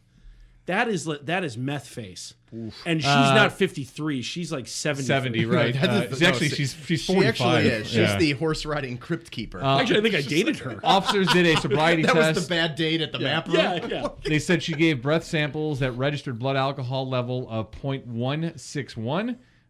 Which is more than twice the legal limit. Ooh, yeah. Mrs. Byrne was obviously not in any condition to be on the road. But the horse was released under its own recognizance. No, the horse blew a 0.2. By the way, I have to say before you finish this, God bless the horse. The horse is like, I mean, my job's to take her wherever. Highway, sure. And the horse blew a 0.2, and then the officer, and he got let go. The horse is now part of the police force. She not only put herself and the horse in danger, but also anyone who was driving in the road, which is typically very busy. Gee, thanks. The highway's busy. Well, hold on. Thank you, sir. I'm sure it is. Regardless, Sheriff, it's a highway. County Sheriff Grady. Hang on a second. According to police, Byrne has a prior criminal history that includes 5 felony and 10 misdemeanor charges. Definitely is a drug user for sure, 100%. By the way, it says County Sheriff Grady Judd, so I guess that's like the worst of the Judd family. Yeah, that was the one that didn't sing. Yeah, I kind of hope he is. Like he's like, man, my singing career never took off. I gotta bust people. Honey, you're not gonna sing. You're gonna be County Sheriff in Lakeland, Florida. Real quick, I'll share one story with you, dude. There are 2 things I watch on CBS: sports or 60 Minutes. I don't know if you watch 60 Minutes yet. If you've gotten the old man card. No. I was enjoying 60 Minutes. I always read the recap. I don't watch a lot of. Dude, there was anything. an awesome story about an 11-year-old girl from Vienna. That's not a good start. Her name was Alma Deutscher. She composed her first symphony at 11 years old, dude. I know you're talking about. She performed in Vienna. She wrote her own symphony on Cinderella. Composed, dude, every note for every instrument she wrote and composed herself. Just go online and find the story. It is 11-year-old composers. All you have to Google is that's what I did earlier today, and you can find it that easy. Dude, one of the most inspirational, just great stories that what a fantastic story. Like, it made you feel so good. Like, she was such a delightful little kid at 11 too, more grown up than myself at 44. Kind of makes me feel like crap because she's accomplished more at 11 than I will ever do. So her Cinderella. I'm happy for her. Don't get me wrong. Her Cinderella symphony is going to be performed by the San Jose Symphony Orchestra next year in California. She's making her debut in the States. There was a music professor from Northwestern who sent her some musical work at the age of 6. Wow. And he wanted her to see what she would do. And he was like, I expected it to come back with a complete failure. He was, not only did she surpass my expectations, it was some of the best I've ever seen. Like other musical guys that were in the interview, they compared her work to the level of Mozart. I was going to say, to like Beethoven. Yeah. Isn't that crazy? At 11 years old. Have you seen that movie at unbelievable. least, I hope? Or no? Beethoven? Like No. with the dog? No. Or Amadeus? I just made Amadeus, yeah. Amadeus Have you is seen great. him? Okay. No, that was a Bill and Ted reference. They refer to him No, as, I actually have not seen as Sigmund Freud and Beethoven. All right, so we thank the Mirror for some other some great stories, and check out that 11-year-old. Just Google 11-year-old. Prodigy stuff is always so cool, super cool, so cool. And dude, she plays the piano, the violin, and it's just unbelievable. I love it, man. That's awesome. All right, so we always do a weekly segment of Dumb Criminals, and here's a great story for you, and I'll just read this one for you. Could you imagine what would happen if Colin Kaepernick was arrested for allegedly pulling a gun on someone? People would lose their minds. People would go completely bonkers. There would be a parade of I told you so, talking heads, and miles of hot takes and public denouncements. The horror. Which is exactly why Bruce Maxwell is the biggest jerk in sports this week. Who is Bruce Maxwell, you ask? He's the first MLB player to take a knee during the national anthem. So it was the last month of the season, Maxwell brought his anthem protest to baseball when he took a knee in defiance of President Donald Trump. He plays for the Oakland A's. He's a catcher for the A's. This is beyond race, Maxwell said. This is about our president speaking out in a vulgar, negative way against people exercising their rights in a peaceful manner. It's about mankind to call people who are peacefully protesting sons of bees. He feels like he's untouchable. We're not dogs. We're not animals. We're people. And people in this country need to understand that we are not going to sit around and let a man call us that, no matter how powerful he is. This week, Maxwell was back in the news again for all the wrong reasons. He was arrested in Arizona on Saturday for aggravated assault with a deadly weapon. He allegedly pulled a gun on a food delivery driver at his home. According to the police report, Maxwell reeked of booze, he was angry, and made anti-police comments when he was arrested. Very lovely. So that is our dumb criminal of the week. A guy who takes the kneeing protest to baseball, kneels during the national anthem. Never heard of it. I never heard of this guy before.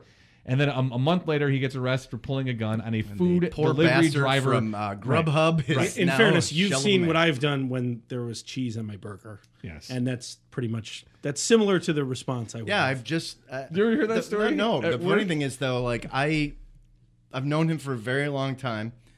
I guess I've never paid attention to his weird food habits because I didn't.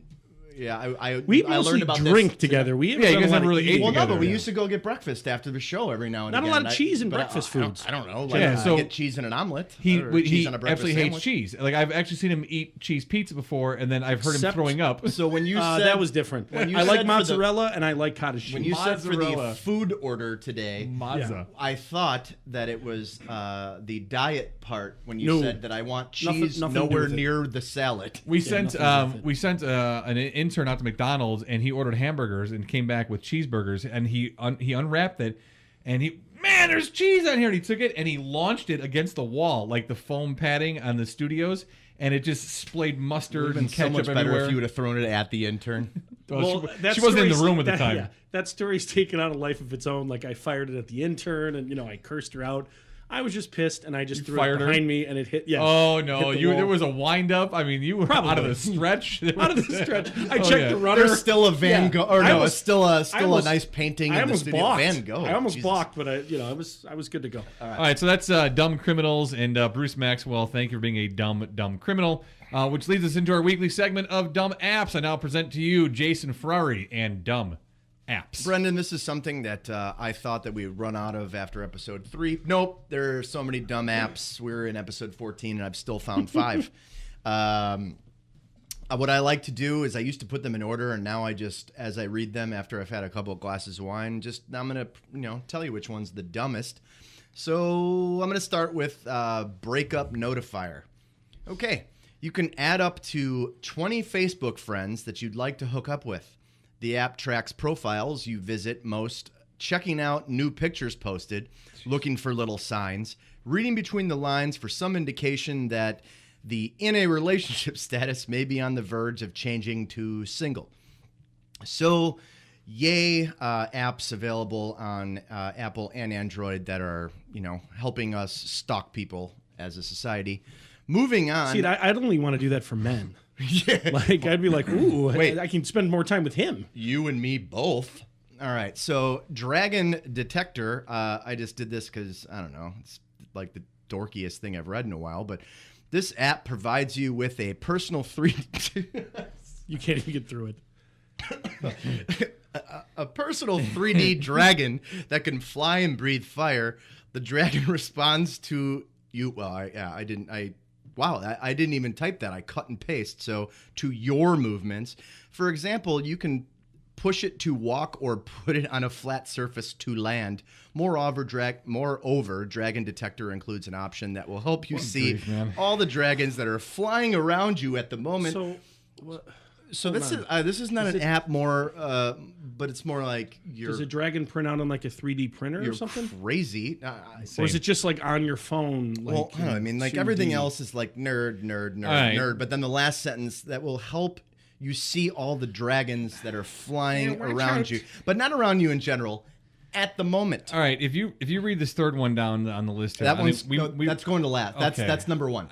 We might have to quit this segment after that one. That's number 1. All right, so oh my God. Well, all right, they're not really on the fence. I'll just read these in order. Milk the cow. Milk the cow lets you milk the cow. If you ever had milking a cow on your bucket list, now is the time to cross it off. To tell you the truth, I was a little grossed out by the app, but who knows, you might enjoy it. Download the app, fill the bucket with milk in the shortest time possible. achieve high scores and feature in the leaderboard. Whose comments are these? To tell you the truth, I was a little. Is that yours? No, like I find these apps, and these are like, and these are like the description. But then I always like when someone reviews the app to leave those in because it articulates how stupid it is. Right, it adds to it. Okay, so number 4, don't tap the glass. There's a fish inside an aquarium, and tapping on the aquarium will stress the fish out. If you continue tapping, the fish will make different angry faces or do something funny.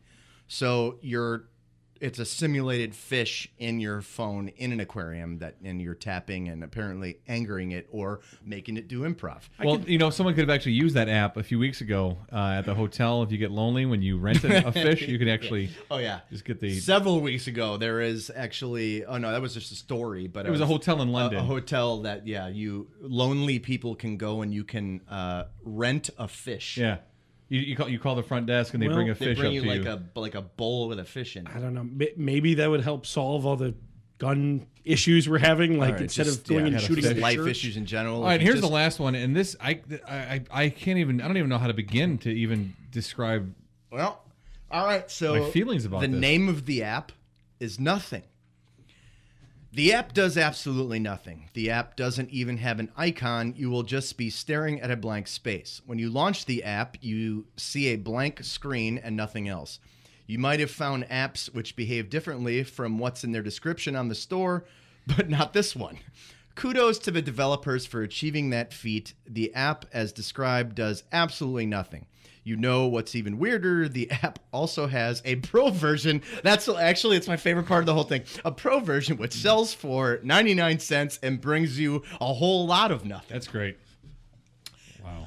That's unbelievable. I don't know if we need to end the Well, you're going to find someone. No, we're not going to end it. But wow, that's amazing. You're going to find someone who's going to pay that $1. Oh no! And I guarantee there are idiots that pay 99 cents because that's the whole point of it. No, because it's the pro version. Really smart. They're like, oh, what's the better version of nothing? Nothing. Good for them. All right, so that is Dumb Apps as presented to you by Jason Ferrari every week, and this is the end of segment 2. We'll take a brief time out, come back, and finish things up in segment 3. Our guest is Brendan McCaffrey from WSCR The Score.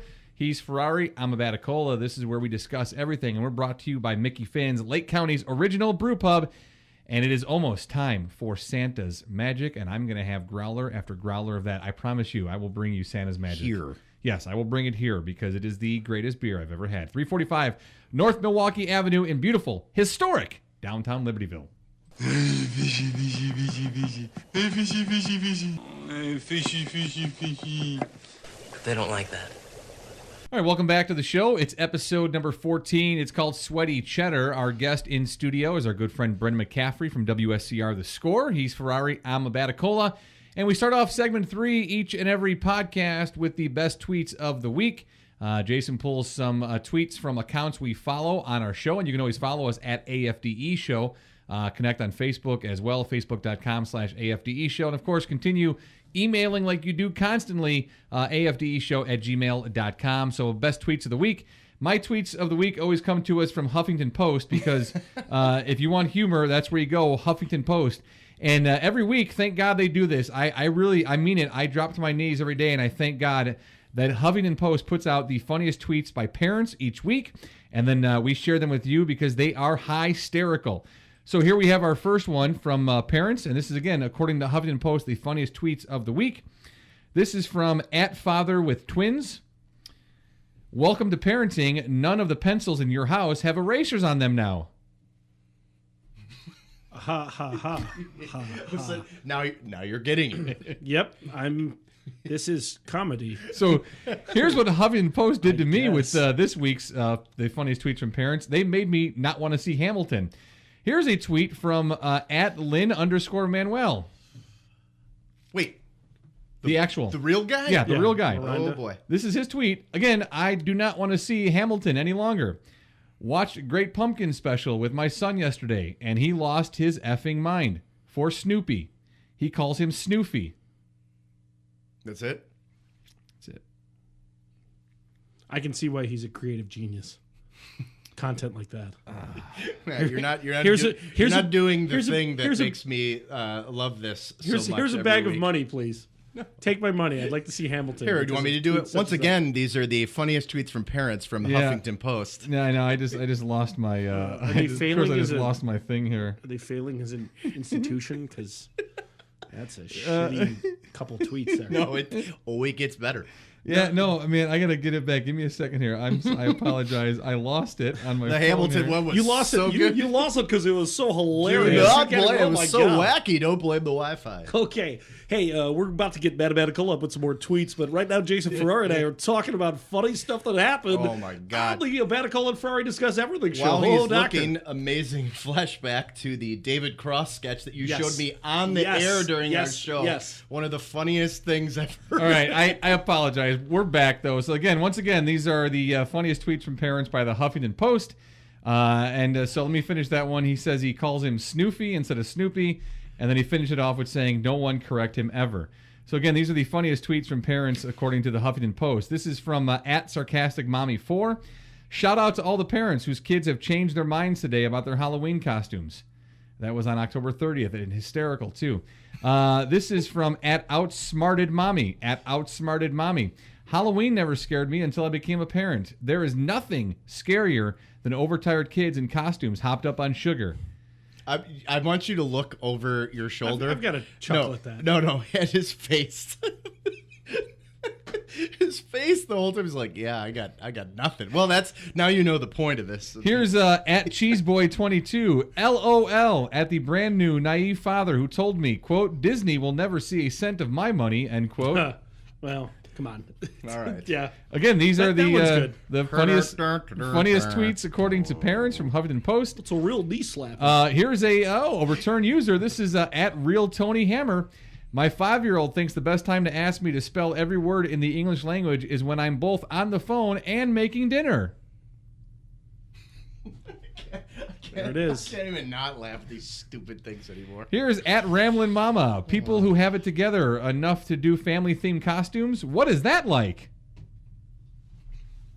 Here's one from How to Be a Dad. When you ask someone the age of their oldest kid, you're also asking them how long it's been since they had a good night's sleep. @CopyMama. 4-year-old from the other room. I love you, Mama. Me. Oh, I love you too. 4-year-old angrily. No, that was my doll saying it to her mommy. That's why we constantly say I need to actually plug these things in. Yeah. Again, this is the Live funniest rim shot. tweets of the week from parents, according to Huffington Post. Someone's getting paid for putting these together, too. This is @6. Oh, well, yeah. You mean like just amalgamating? Some asshole has to look and like, oh my God, look at this. Ah, Oh, it's a laugh right. it's wacky. @6_pack_mom. Oh boy, she must work Ooh, out. she likes to party. She work out. You know what? I'm going to make this the last one so we can pull up her account here. She looks kind of hot. If there's not at least one kid dissolving into a sobbing jellyfish after being denied a 39th piece of candy, can you even call it Halloween? How did she No, you cannot. fall under that 140 character limit? I don't know. Wow. All right, one last one from Simon C. Holland. @Simon C. Holland. I don't secretly steal my kids' Halloween candy. I eat it right in front of them while maintaining eye contact. Total power move. Okay. Have you watched the Jimmy Kimmel sketch where he has celebrities and himself take videos or people? Oh, Yes. Wow, she's a smoke show. She's a Yeah. smoke show. Wow. So her But bad tweets fine by me. They submit videos of them telling their kids that they ate all their Halloween candy and then Yes. record Oh, the it's reactions. great. Yeah, it's super That's funny. actually funny. Yeah, it's super funny. Oh, Yeah. she's from Long Island.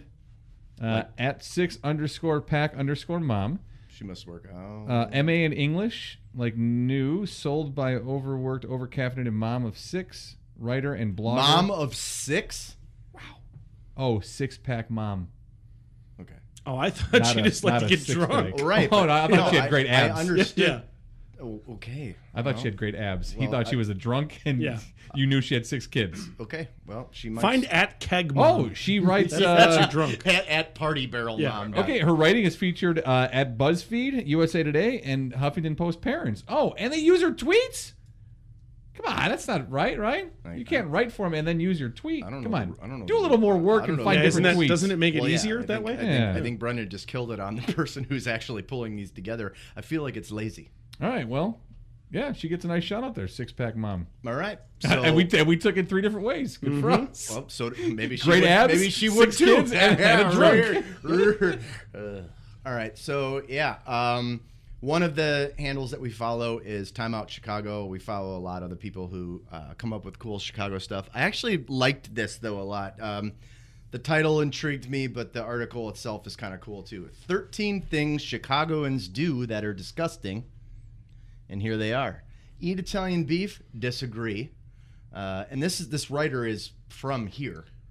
So, yeah. The only thing I'll say about that, just a quick comment, eating Italian beef is not disgusting. It's great. However, I don't get my beef juicy anymore, like from a place like Johnny's, because you do use a million napkins. No, and it's like every time I've ever eaten anything like that, I feel like I need to bathe immediately. Yeah, I mean, not that I have it dry, but I need it like in between. So wait, who wrote this? 13 things Chicagoans do that are disgusting, and Nick K. But he's from here because you can see he does. There's a perspective that he's saying like, yeah. we. Is he? Okay. Why can't he use his full name? Is I he? don't Is know. he Yeah, like exactly? Is he like Mark Felt? Is this Watergate? He's Just use your ashamed. He's ashamed of fucking this. What?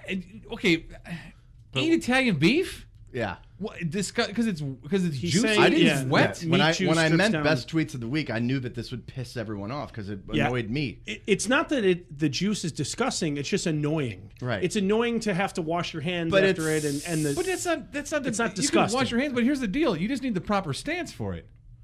Well, that's another thing. You could stand. You I could stand sit. and eat your beef. Yeah, I mean, if you sit. Well, but if actually, you- in here if you- we could do it. Yeah, if you stand, you Yeah. need proper. Yeah, You that's get all yourself do. a wide It's berth, like and you go after that It's like thing. my drunk idiot buddies who never really seem to learn how to eat a burrito when the whole thing falls in their Right. lap. Wow. All right. So utter disregard. No, what is it? Utterly Utterly disregard. Wait, does that make sense? Yeah. Utterly disregard public bathrooms when they fail. What? Okay. Well, okay. Wrigley now, Field that P. follow-up is, yes, that is a deeply upsetting bathroom. Yeah, but this one, isn't that an isolated incident? This one I happen to agree with because I've done it. I've totally done it. I probably did it today. No, I washed my hands when I got home. But eat immediately after holding onto a pole on the CTA for 30 minutes. I know people who do it. I've done it. That is Well, I think nasty. it's generally pretty gross to not wash your hands before you eat food to begin with. But regardless, public of where transit you're at. is a whole different thing.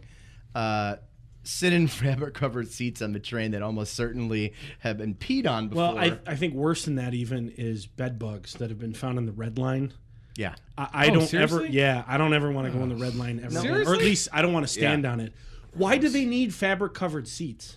I don't Like, have you ever been? I've always thought like it was I gross. think it's the Blue Line has the plastic ones, yeah. whatever Well, it's because made it out was of. like one of the original lines. Yeah, like, You know, one of Just the- make them all like that. Our buddy Herb Lawrence on Twitter was he had a few tweets out late one night about the urine smell on the red line. Red line. He was it's the on. pee-pee It must line. have been the red It's line. totally he the was on. pee-pee line. Yeah, And he lives up in Uptown. So I think he he Yeah, like one just- of his tweets. He asked if a person can die from inhaling urine smell. I guess it was that bad. Oh, dude. Yeah. It's the pee-pee line. Gross. that was the original name, and then they said, Now, that probably so won't I sell. brought this up the other day on the train, actually, because, you know, it was like the first instance of kind of cold weather, and everyone had their winter coats out, and it just smelled like old people and mothballs and regular balls. And I don't know if this is specific to Chicago, but I noticed it on public transit. Like, people just, I don't know, man, their jackets just They don't wash smell their winter like jackets or last boots, year. is what he said. Nasty. I don't wash my winter jacket. No, I can't think of a time I I at the ever very have. least, I threw it in the dryer with some dryer sheets just to like try and suck some I of guess the I anger understand. off of it. I from understand last year. washing it in spring, but like in winter, I live in an apartment with no laundry. Well, so I can't really do that. I you know? wash my winter Yes, I jacket could. at the start of winter, and then at the end I wash it, and then like I have one that I have to take to the dry cleaners too. Yeah. So I have two different ones, Yeah. and I have one. So I do them twice a year. I get washed them washed one and dry did the clean. dryer Yeah. sheet one just for because I don't want to smell it on myself. And then, see, my gloves and scarf though, I wash more regular. Like I wash weekly because I saw a segment on GMA and they showed the bacteria and the buildup inside. yeah, you like they sweat. Can you imagine? your gloves inside out? But not only that though, and she was like, what do people always get in the wintertime? And it's cold and runny nose, and she's like, what do you do when you have a runny nose and you're walking outside?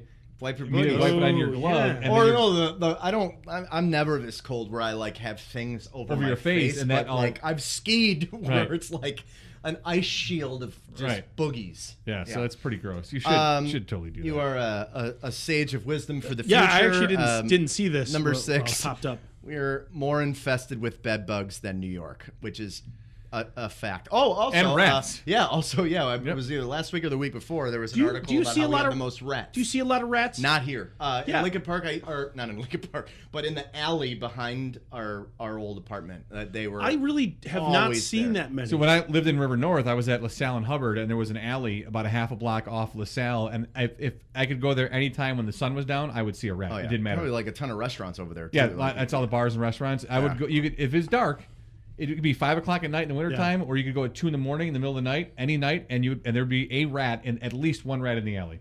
If you wanted to see one, it was there to see. Have either of you had the tamales from Number 7? Yes. Okay, me too. Yeah. The guy used to come into Patty Long's all the time, and I kind of lived there. So Last time Never I had had it one. was the tamale in- guy. Oh, they're so Never. good. I love tamales. Last time I had it was Guthrie's after a Cubs game. yeah. He came into Guthrie's. Were you playing and, some board games and eating some tamales? I was not. Met some friends there with my wife, and he came in, and one of the guys visiting was actually from Italy.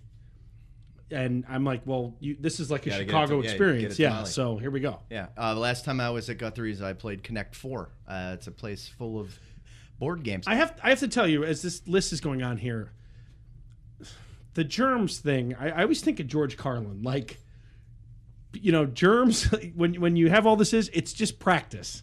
You're not going to be able to get rid of all the germs. I mean, maybe I don't take it far enough. Maybe I'm not. Maybe I'm an unclean person. But some of this is like, just fucking live your life. Right. I don't know. Number 8 is pretty gross though, and it's not pick up dog poop all winter long. And Yes. I don't own a dog. Well, Trish and I are planning on rescuing a dog soon, but I find this to be disgusting. And come on, man. But I see it all the time. And then like when the snow, when everything melts and you see shit everywhere. It's the awakening of the shit. Yes. I did it once. Was it 3 or 4 years ago when we had like 81 inches of snow that one winter? There was just tons of snow. Vegas just taking a deuce. Yeah, dude. I'd let him out the back door because I would walk him out to the front yard. In your backyard. They're not referring to like your backyard in Libertyville. They're talking about At least that's self-contained, and you're the only one who has to deal it's with your yard. They're talking about These are like the people city just take a dogs. shit right in Yeah. front of they're on the sidewalks. that. Yeah, or in the parkway. Like, in between. We will not yeah. judge you for the poop that you didn't pick up in Libertyville. Correct. I feel like you. I mean, we'll you judge get a you hall behind. pass We'll on judge that. you behind your back. Yeah. Yeah, but Like a normal person. I also think though, if people who didn't pick up their dog crap, because I lived in the city long enough with a dog in a high rise, and people didn't pick up their dog crap on the sidewalks, it eventually got cleaned up. Maybe not by that person, but it didn't sit there all winter long. but you're still an and asshole. he's saying that you let it go all winter long, and he's talking about people in like the suburbs that let their dogs crap in their yards and they don't clean it up because I do it's like too much work to the do. last two words. Poop soup. Poop soup. I but it think was it's pretty disgusting. I think Oh, it's yeah, mostly the parkways though in the city. Like the grass in between the road and the sidewalk. Like that is where a lot of the dogs go. Yeah. Just And leave people tend to be assholes and they're like, whatever, But dude, so when the spring came after that, all that snow finally melted, and it was like almost April, and I'm out there and I'm picking up dog crap from all winter long, and I bent over and threw up. I was like, I wanted to die. I said I would never ever do that again. So then I was like, and then after the next winter, I would walk them out of the front yard and pick it up immediately. I'm like, I am not going through this garbage You again. gotta do that. The funny thing, and awful. you've now done that to yourself, but a lot of these scenarios are people walking out into their So gross. public front area. Number 9 is This great. one, I never really would have So thought of this, gross. but that's disgusting and totally Well, I would never true. go there to begin with. So lie in the sand at the dog beach. I've been at the dog beach one time because one of the dog beaches was at Lakeshore Drive and basically like Addison, or because I lived at Lakeshore Drive in Roscoe and it was a little bit north of Cornelia, and I never saw people lying on the sand. So I don't know who does that. Is there another dog beach where this happens? Well, there are a few dog beaches, and I've seen people laying on the beach. Have you really? Oh yeah. The dog beach. But like made me I laugh. other than reading this, I've never been like, ugh, like I don't even think about it. But now I'm thinking about it, and that is nasty. Number 10 is use absolutely terrifying bathrooms at summer music festivals. Yes, that is. I don't think that is exclusive to Chicago. But you don't have a like choice, though. the bathrooms at our fests are. But I mean, you gotta pee. You gotta pee. What are you gonna do? You can't. Yeah. How about don't go to summer music festivals? That would be my suggestion. But I'm kind of an old. Number 11 is not. It can't be exclusive to Chicago. Well, either. and I've for years called that porn feet, and that's not exclusive to here. Wear sandals and walk around the city all day. You ever look at like some like chicks in a porno? They have like dirty feet. Yeah. So that was 11. Wear sandals, walk around the city all day, and then come home with black feet. This is a fair one. Genuinely enjoy Malort. Yeah, disgusting. That's nasty, and that's a Chicago thing. And I kind of want to do this, but yeah, I guess it's gross. Yeah. Number 13 is kayak down the Chicago River. I've done that. Done it once. 4th of July, about maybe like 10 years ago, 11 years ago. Actually, it was fine. The problem with the kayaking down the river, at least where we started, my girlfriend at the time and I, we started around Goose Island. And by the way, Nick Katecki. So Nick K is not hiding from the mafia. Nick Katecki, he's the social media editor for Time Out Chicago. So thank you for the tweet to read. But he wrote his own bio. Yeah, he is colorblind. The issue with the kayaking down the Chicago River is not like... You'll end up at Lake Michigan. The problem is you'll go through like at least one like waste transfer station on your way down there. So yeah, I would actually agree with old Nick K. That's probably not your best plan. Kayaking, but it was fine. We watched 4th of July fireworks, and that's cool. The nice thing is when you do that, you go down kind of by Navy Pier, and you don't have to deal with all the people on public transit. You're in a kayak, and exactly. Yeah, man. So you know what I say about fireworks? You've seen one, you've seen them all. That's true. It's fine. Especially if they blow off a couple of your fingers. Well, like Jason I do. Pierre-Paul. now I do. Oh, yeah. Now I do. All right. So these are people that we follow on Twitter. The reason that I followed at Slim Jim, or is it, at Slim Jim, is because Matt told a story about driving around in his T-Tops Camaro, whipping Slim Jims out the T-Tops. Slim Jim wrappers out the window before I got pulled over. That wasn't a Slim Jim. Oh, yeah. Well, it was something. This tweet is, you don't know hell until you've been stuck on the highway creeping along at a geriatric snail's pace with nothing to eat. This is not someone saying anything about Slim Jims. This is Slim Jim saying something about Slim I love Jims. Slim Jims, and whenever I go to the gas station, I always get a Slim Jim. I stopped at 7-Eleven the other day. I pulled off at the Highway Oasis to get 7-Eleven coffee. It's pretty delicious, and I grabbed myself a big Slim Jim. I'm trying to think of that fired combo, it down man. at 7:45 in the morning, so let's do it. So if Slim Jim wants to become part of the show, feel free to email us at afdeshow@gmail.com. Would love to have Slim Jim as a sponsor, or just a big old case of Slim Jim sent right here to the show. So you can email for the address as well. Yes, and this studio is just going to be reek of Slim Jims. Special something. With I would eat a box of 10 of them during a show. You also need like a plumber or some sort of company that produces Coles. No, we're going to put a leper can on the back. Slim Jim could somehow partner up with White Castle. We'd have a burger to talk about. Ooh. Yep.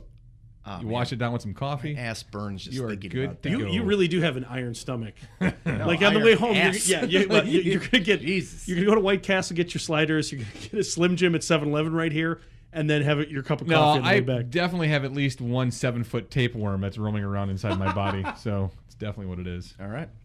Well, we'll feed the beast. That's actually my new weight loss plan. Tapeworm. Yep. Here, he'll give it to you. This next one this is our guy, man. Jeez, I have not seen him in a very, very long time. How about you? No, I have not. Nope. At handicap this. Wait. Yep. Yeah, I'm blind.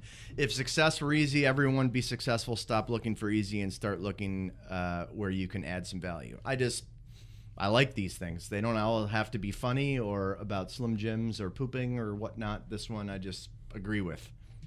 No, it's great. Okay. I wish success were easy. I like easy. I don't want to be difficult like you. So I have seen several things about this topic, but I just appreciate the tweet and then the response. Yeah. It's from our guy at Adam Hogue, covers the Bears for WGN. Bears are early 3-point favorites on the Aaron Rodgers list. Packers next week. First time the Bears have been favored all season long. And then the follow-up by at Alex Quigley is just a picture of Jeff Daniels and Dumb and Dumber wiping his face with dollar bills. Great.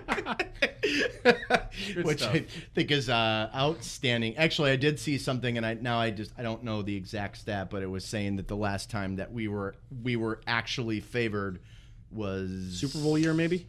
No, it was like 2010. It was a Lovey-led team, but like it was like one random game. I don't know. Sorry, I meant Super Bowl like the year we lost. Well, no, but yeah.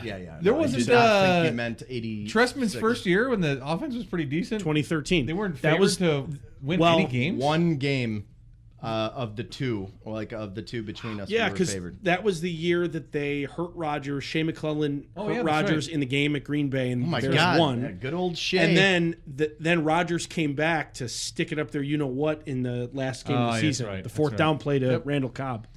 Ugh. All right, so that was our tweets of the week. We like to highlight some Twitter accounts that we follow, as well as read some hysterical tweets from parents, according to the Huffington Post. So we'll do that for you every week in segment 3 of Adicola Ferrari. Discuss everything. And this is episode number 14. It's called Sweaty Cheddar. Brendan McCaffrey from The Score is here with us. And we also like to bring an inspirational story to the week, to something different, to bring a good vibe to the show. And so this week, Jay, we have a Home Depot worker. What do we got here? Yes, I can read the title, and then, as usual, I can't see anything else. But I have read the article. But Home Depot worker shocks mom when she helps build special needs costume and pays for it. All right, so Halloween is a joyous time for all children, even for special needs kids who might have a harder time orchestrating their costume. I can read this if you want you to. certainly can, man. Brennan has really but this young man's Halloween celebration was especially Eagle memorable eyes. after a Home Depot worker helped him and his mom build a custom costume for his wheelchair. Not only that, but she insisted on paying for the materials with her own money. In a Love What Matters Facebook post that was published earlier this year, Amy Boyle McElroy thanked Valerie, the manager of the store, for the compassion she showed her son. McElroy and her son, a special needs boy who uses a wheelchair, had gone into the Home Depot to pick up a refrigerator box that the staff had been keeping for the duo in the back. The mother was planning on using the box to build a police car around her son's wheelchair. When she explained the project to Valerie, the manager didn't hesitate to start cutting up the box for McElroy. I first knew Valerie was awesome when she got down on the floor to cut the box down for me, says McElroy. She had beautiful nails, and I told her that they weren't meant for a box cutter, and she said that her vest meant that she was made for whatever I needed. There you go. Yeah, and then after loading the box into her car, Valerie enthusiastically started brainstorming ideas for the cruiser's construction. She perused the store, picking out materials and items that she thought would help the costume's design.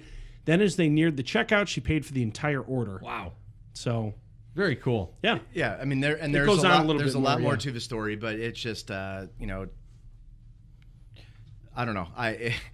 When we have such horrible things happening, like, I love reading things like this. It's if anything, we have some people who have some redeeming qualities in life who can do things like this that can, I don't know, raise spirits as needed. It makes you, like, when you guys open the show talking about the shooting outside of San Antonio, and you read stuff like this, and you can get cynical talking about that horrible event and the Las Vegas shooting, and think that most people are evil or most people are bad. But then you see something like this, and you're reminded that that's probably not true. Well, the nice thing is some people are evil and some people are bad, and a lot of people are like this, and I appreciate it. I went to the boys' school for Halloween. They were able to participate in a Halloween costume parade, so they got to march around the school. It was really, really neat. So I'm walking with the dudes, and then when you get around the whole school, then you sit down, and then you get to see the older kids walk through. And one of the students at their school at Butterfield was in a wheelchair, and they had his parents designed a costume using a cardboard box to put Pac-Man on either side of his wheelchair. So all you saw, if you look on a profile shot, was just Pac-Man. Great. Yeah, it was really, really cool. It was really really awesome. It was a good costume. All right, so we move on to this day in history, and today for us it's November 6th, Monday, November 6th, and we have the Packers and Lions on, right?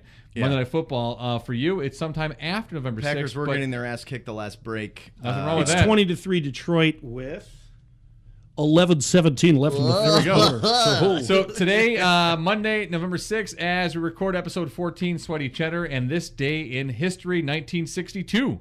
The UN condemns apartheid, which, these are not necessarily jokey things. I can find some jokes in this. Sometimes BMac could just poke some holes in the old apartheid. Let me tell you why the UN was misguided in this. Wow. Well, that's a horrible sentence. Wow, apartheid was in effect from 1948 to 1993. Yeah.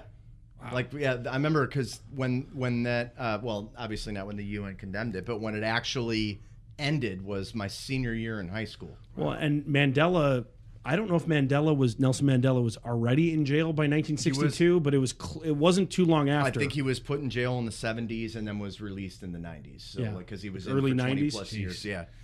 All right, so this day in history, November 6th, and we move along to the year This one's pretty 1860. Friggin' big deal. BMac, you want to read this one? Abraham Lincoln was elected president. He's elected the 16th president of the United States over a deeply divided Democratic Party, becoming the first Republican to win the presidency. Lincoln received only 40% of the popular vote, but handily defeated the three other candidates, Southern Democrat John C. Breckinridge, Constitutional Union candidate John Bell, and Northern Democrat Stephen Douglas, a U.S. Senator for Illinois. So one of our significant presidents. I know we've had many, but I'd say he's pretty significant for being the person who ended slavery. Abraham Lincoln, elected president on November 6th, 1860. This is obviously way less significant, but I just thought... I think this is just as significant, frankly. Yeah. Given the three of us and... Just wait. And what our show used to be about, Brendan, and where you guys both used to work, I think this is actually kind of significant. Yeah, November 6th, 1995, Art Modell announces the Browns are moving to Baltimore. Isn't this when they packed up some buses and that was bounced? That was different. That was the Baltimore Colts leaving for Indianapolis. Okay. Yeah, so this is with the Mayflower. So November this time 6th, there 95. wasn't buses, it was planes. The owner of the Cleveland Browns football team announced he's moving the team to Baltimore. The team owner, Modell, purchased the Browns in October 1960 for $4 million. He loved his team and fans, but he said Cleveland Stadium was a mess, and the city, after building a new baseball stadium and a new basketball arena, didn't seem inclined to fix it. They took me for granted, Modell said, until I had to pull the trigger. So he takes his team to Baltimore in 1995. It's interesting that these scenarios like this have not stopped, and I don't know if they're good or bad. I feel like, well, at the very least, football-wise, the Rams have proved to be an okay thing. The Chargers have not. Well, my only issue with that whole situation scenario that happens in the NFL is just the massive amounts of money that the NFL has, and that stadiums are then used by taxpayer or built with taxpayer money. That's an absolute shame. The studies show that they never really seem to bring in the revenue that they all promise, and they almost, like the Olympics, they almost all go over budget. And then who's left paying? Right. Who's left holding the bag? It's usually the taxpayer. And it's hard because we all love sports, right? We all love football. We all love baseball, basketball, to hockey to various degrees. But that is part of why you get some of these cities in financial peril, is because you're just bending over and taking it up the yin yang by the yin yang. Yeah, by a business, by a person reaping huge profits.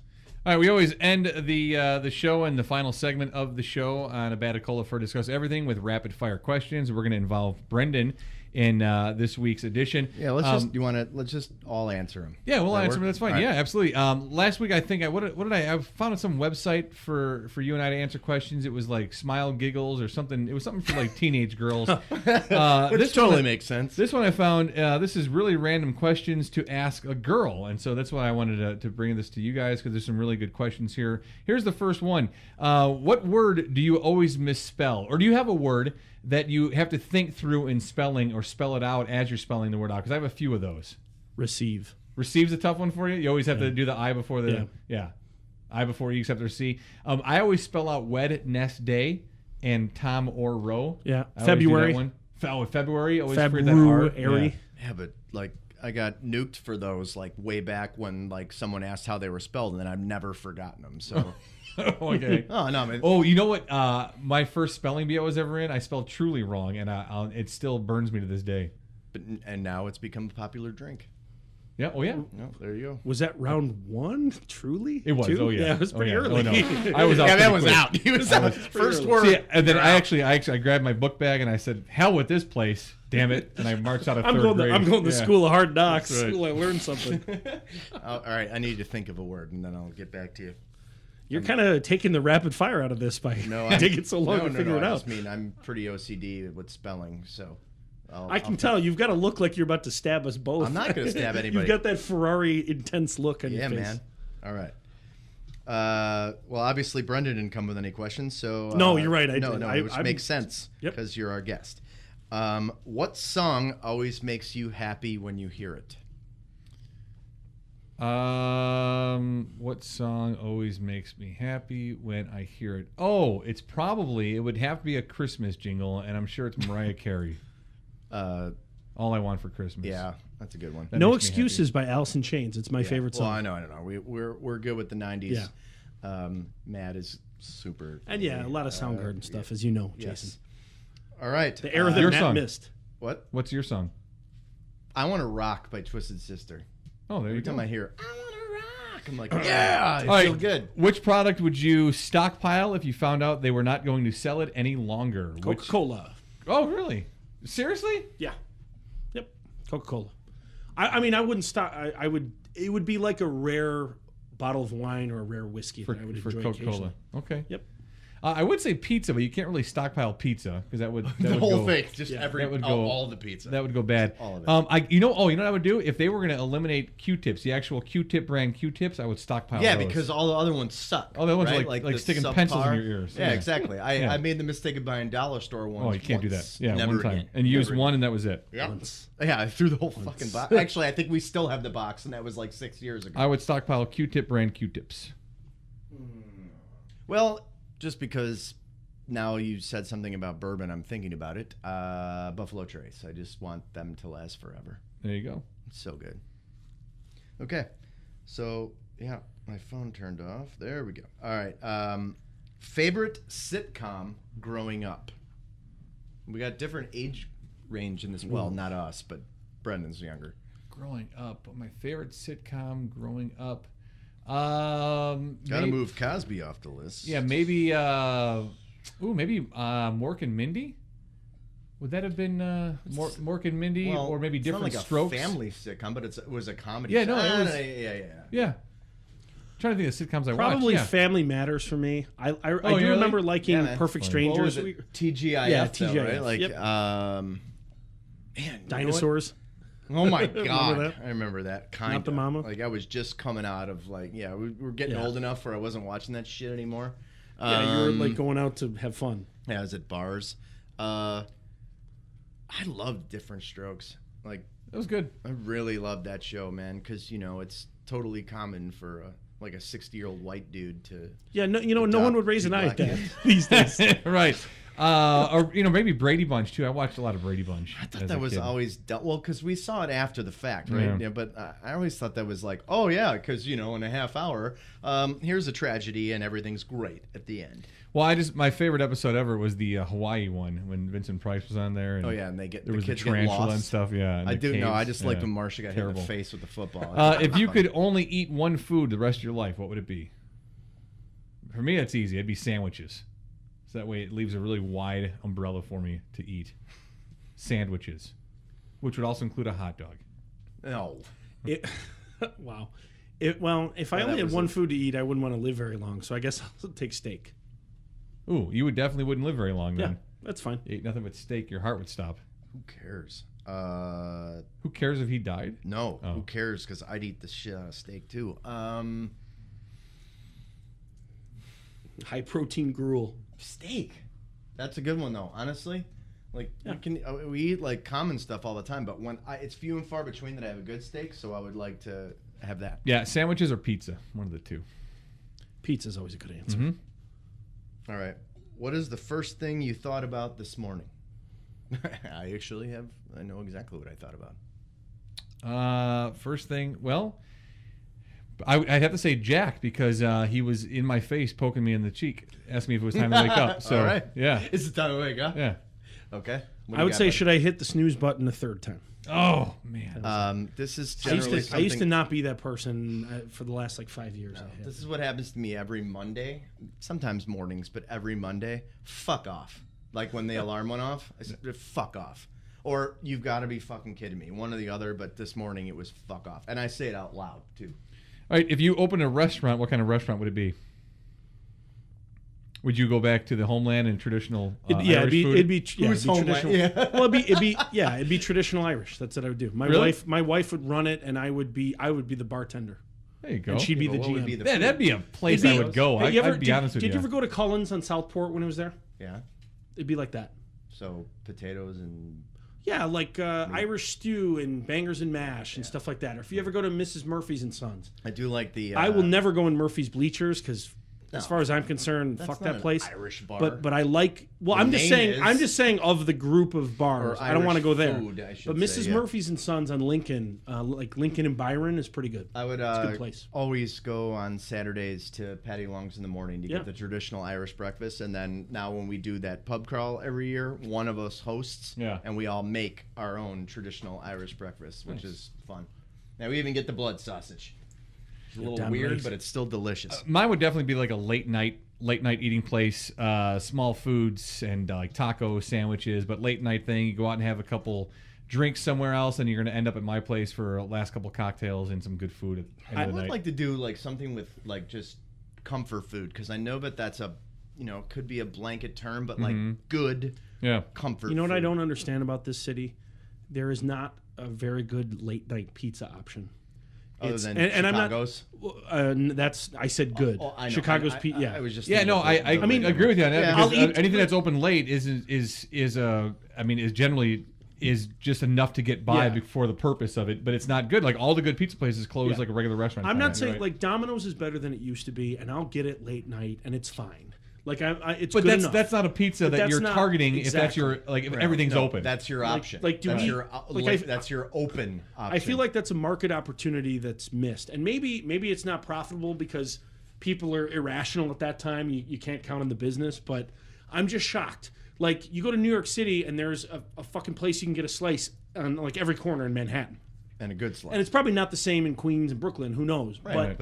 But like you would think there'd be a place or two that isn't Domino's or isn't Chicago's Pizza that you could get a good slice. I feel like just because of like that's open till like 2. It doesn't have to be open till 5. Of the pizza, right? So you've got like thin versus ours.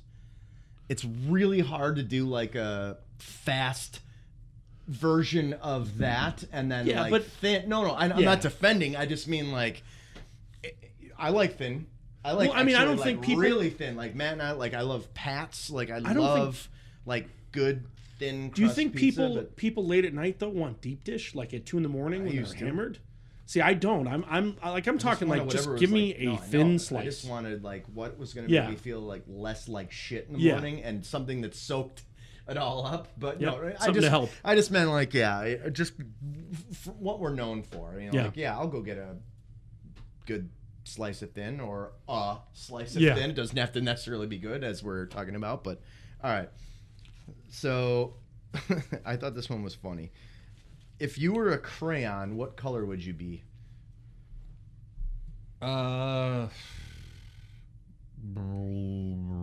Red. Just red? Yeah, just straight old red. Green. Okay. My brain went to the colors that I always used to just in my mind laugh at when I had like the 64 box. Burnt sienna and cornflower.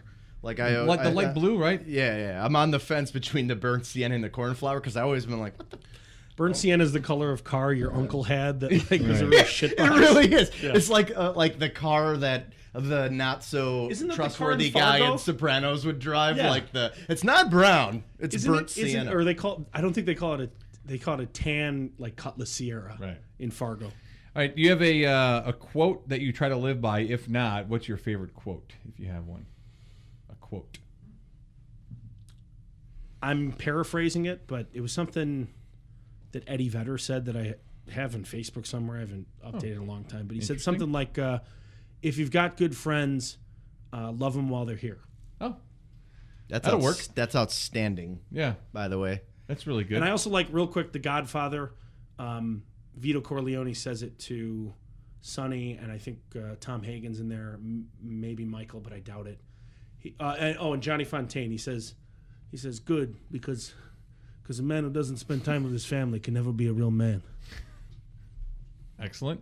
He wins that one. Those are great. I think the whole golden rule. Just try to do unto others as you'd have them do to you. I think it's just always a good principle to live by. It probably would make the world a better place if we all function. Now that I'm forced to remember things, I do have some longer quotes that I appreciate. But there was one I've always liked it. But when Dead Poets Society came out, and Robin Williams does that whole speech and then says "Carpe diem." Yeah. Like I think about that all the time. Yeah. Like I always think about like that quote, but that scene because of like what he's trying to do to articulate it to youth. Like, and I appreciate it. So I really, really love that quote. All right, let's do one more each. Go ahead, fire one out. Oh, that'll take 20 to 30 more minutes after that salad finishes going through me.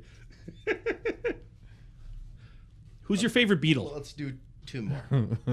One, the fifth favorite, Clarence from that SNL. Yeah, Eddie Murphy. Man, bitch got a ticket to ride, but the bitch don't care. All right, yeah. Wow, we are old. The funny thing is, you're young and you know that one. Okay, all right. So I've got two more. We're gonna do. What is your favorite city in the world? Obviously, man. It's got to be somewhere we've been. Yeah, no, Okay, gosh, I think it's too cliche to say Chicago, even though I do love Chicago. It's not cliche. That's if I had to, if I had to pick one outside of Chicago, I would probably say San Diego. I loved San Diego. Been there a few times. Wales, Virginia. Yep. I really enjoy. I feel like yours is going to be on the East Coast. Well, that's in my top. New York City being my top 3. Chicago probably be 4. I would have to say Castlebar, County Mayo, Ireland. Yeah, that's where my uncle lives, and I'd love to live there. I mean, if I could work there, I'm an Irish citizen due to my father being born there, and I'm working on getting an Irish passport. Really? Or Doolin, County Clare, Ireland, which is a little fishing village right along the sea. It's right next to the Cliffs of Moher. It's fantastic. I could have easily said Barcelona, but I've only been there one time. So can Brendan you really McCaffrey, categorize who something? is German, so we're very surprised by his 2 favorite cities. Leipzig. But can you categorize something your favorite if you've only been there one time? But been there twice. Yeah, but I've been to Barcelona once only. Why wouldn't you not be able to do that? Because if it's your favorite, wouldn't you be back there more than? No, I just mean like you can say this is the favorite. I guess the question could be San Diego's. I've been there multiple times, but Barcelona would be easily number one for me. Easily. Chicago for a very, very different reason. I lived in the burbs for 28 years of my life, and when I moved to Chicago, it's when I felt like me. Like it's the first place I'm like, this is where I'm supposed to be. That's when I became who you guys are hanging out with now. So you're welcome, or I'm sorry. Either way works. See, I couldn't live in New York City. I don't think. Yeah, it's just it's cost too much. I've lived with 3 different people now who are from New York who want to live here or who do live here, who say it's a cleaner, more friendly, just better version of New York. Cheaper. And cheaper. All right, my last question here. Do you think the world would be a better place or a worse place if everyone suddenly could read each other's thoughts? What's your thoughts on that? I think it would be a better place to know exactly what everyone's up to. Because that way you wouldn't waste your time with people that you wouldn't have to waste your time with. I feel like it's twofold. It'd be good to have some of that information for safety reasons and for other reasons, but one of my favorite things about meeting new people is discovering who they are. Yeah, but paying attention, asking questions. No, that's a good point. And I guess I kind of put it in the filter of a workplace environment and who you wouldn't have to waste your time with, or exactly. in a job interview, you sit there and go. Certain situations where there's a guy I don't want to work for. I am leaving. Yep, I think it depends on the type of person, because if you're the type of person that's very analytical, or someone that maybe gets panicked at too much information, you can get overwhelmed, and that would make life a lot worse. What's that? But if you're somebody that kind of embraces a little bit of chaos that is more like a go with the flow type, then I think that could be really kind of cool. That was from a piece of paper, by the way. That was pretty impressive. What was him saying that? That big loud sound. That was great. That was pretty. It sounded like someone was playing the bass. There was a bass, but it was from. That's a piece of paper hitting the mic stand. Wow. All right, last question, just because. Thank God it wasn't laminated. I want to end on something not serious. Celebrity crush, and Brendan, I know it's a dude. It's fine. Well, it's a dude for me. It's fine. I mean, Carlos Beltran was always up there because he's been my favorite baseball player for a long time. But if I had to say like a I'm female, pretend that I know who that is. Anna Kendrick. Oh, really? Anna Kendrick. That's fine. You know what? Well, my first answer would be The Rock, but I'll go with Anna Kendrick too. We can fight for her. It's fine. I like her. I like her Twitter account. You are significantly more handsome than I am. You just followed his. I know you have something else. Come on. Well, Jennifer Aniston or J-Lo, but I mean that's just You've always been a Jen Aniston guy. Yeah. She's always been. I feel like number that's one. yours. Yeah, she's always been number one. You can't be on that. But that's Anna more of Kendrick a bandwagon. that's not so much of a crush though, because that's just a a lifelong love affair. It's a celebrity crush. Yeah. Your number one celebrity crush. Yours is Carlos Beltran. Yeah, but he Anna doesn't Kendrick. really love Anna Kendrick. Like I love Jennifer Aniston. Like I would be good to her. I love Halle Berry. Yeah, you do love Halle Berry because she is in her 50s and looks like she does. But I think a crush is kind of like a quick thing. Like it's something that's gonna in passing. It's not gonna last. All right, I'm not infatuated with lifelong crush. Anna Kendrick. Halle Berry. Short-term crush. Oh my God, who's like? That's hard. Like who's like some random celebrity? Like they're all hot. They're celebrities. I don't. Well, not all celebrities are hot. Okay, most of them are. If you said Dom DeLuise, I wouldn't. He wouldn't be hot. Yeah, man. Or Kurt Wood. I'm not gonna. Smith. Yeah, Smith. Well, I don't hot. know. Between those two, he's a celebrity. He's not hot. I don't know. Dom DeLuise on The Tonight Show is a pretty not handsome guy. That sketch where he pees his pants. All right, well, that brings Rapid Fire to a close. We want to wrap up the program. Thanks for downloading. Thanks for listening. Remember, the most important thing you can do after downloading is telling friends and family to download the show as well. It's Batacola Ferrari Discuss Everything. We thank our in-studio guest, Brendan McCaffrey. He's from WSCR The Score, a good friend of the show. We do appreciate your time, Brendan. Thanks for being here with us. Also, a big thank you to you for listening, downloading. Please, again, tell friends, family to download the show. You can connect on Facebook at AFDE Show. We're at Facebook, facebook.com/AFDE Show, and email anytime, afdeshow@gmail.com. Big thanks to our sponsors, Mickey Fins. They're located at 345 North Milwaukee Avenue in beautiful and historic downtown Libertyville. And, of course, Will's Northwoods Inn at 3030 North Racine. We do thank you for their contribution as well. For Brendan, for Jason, I'm Matt. This is the Batacola Ferrari Discuss Everything, episode number 14, Sweaty Cheddar. In the books.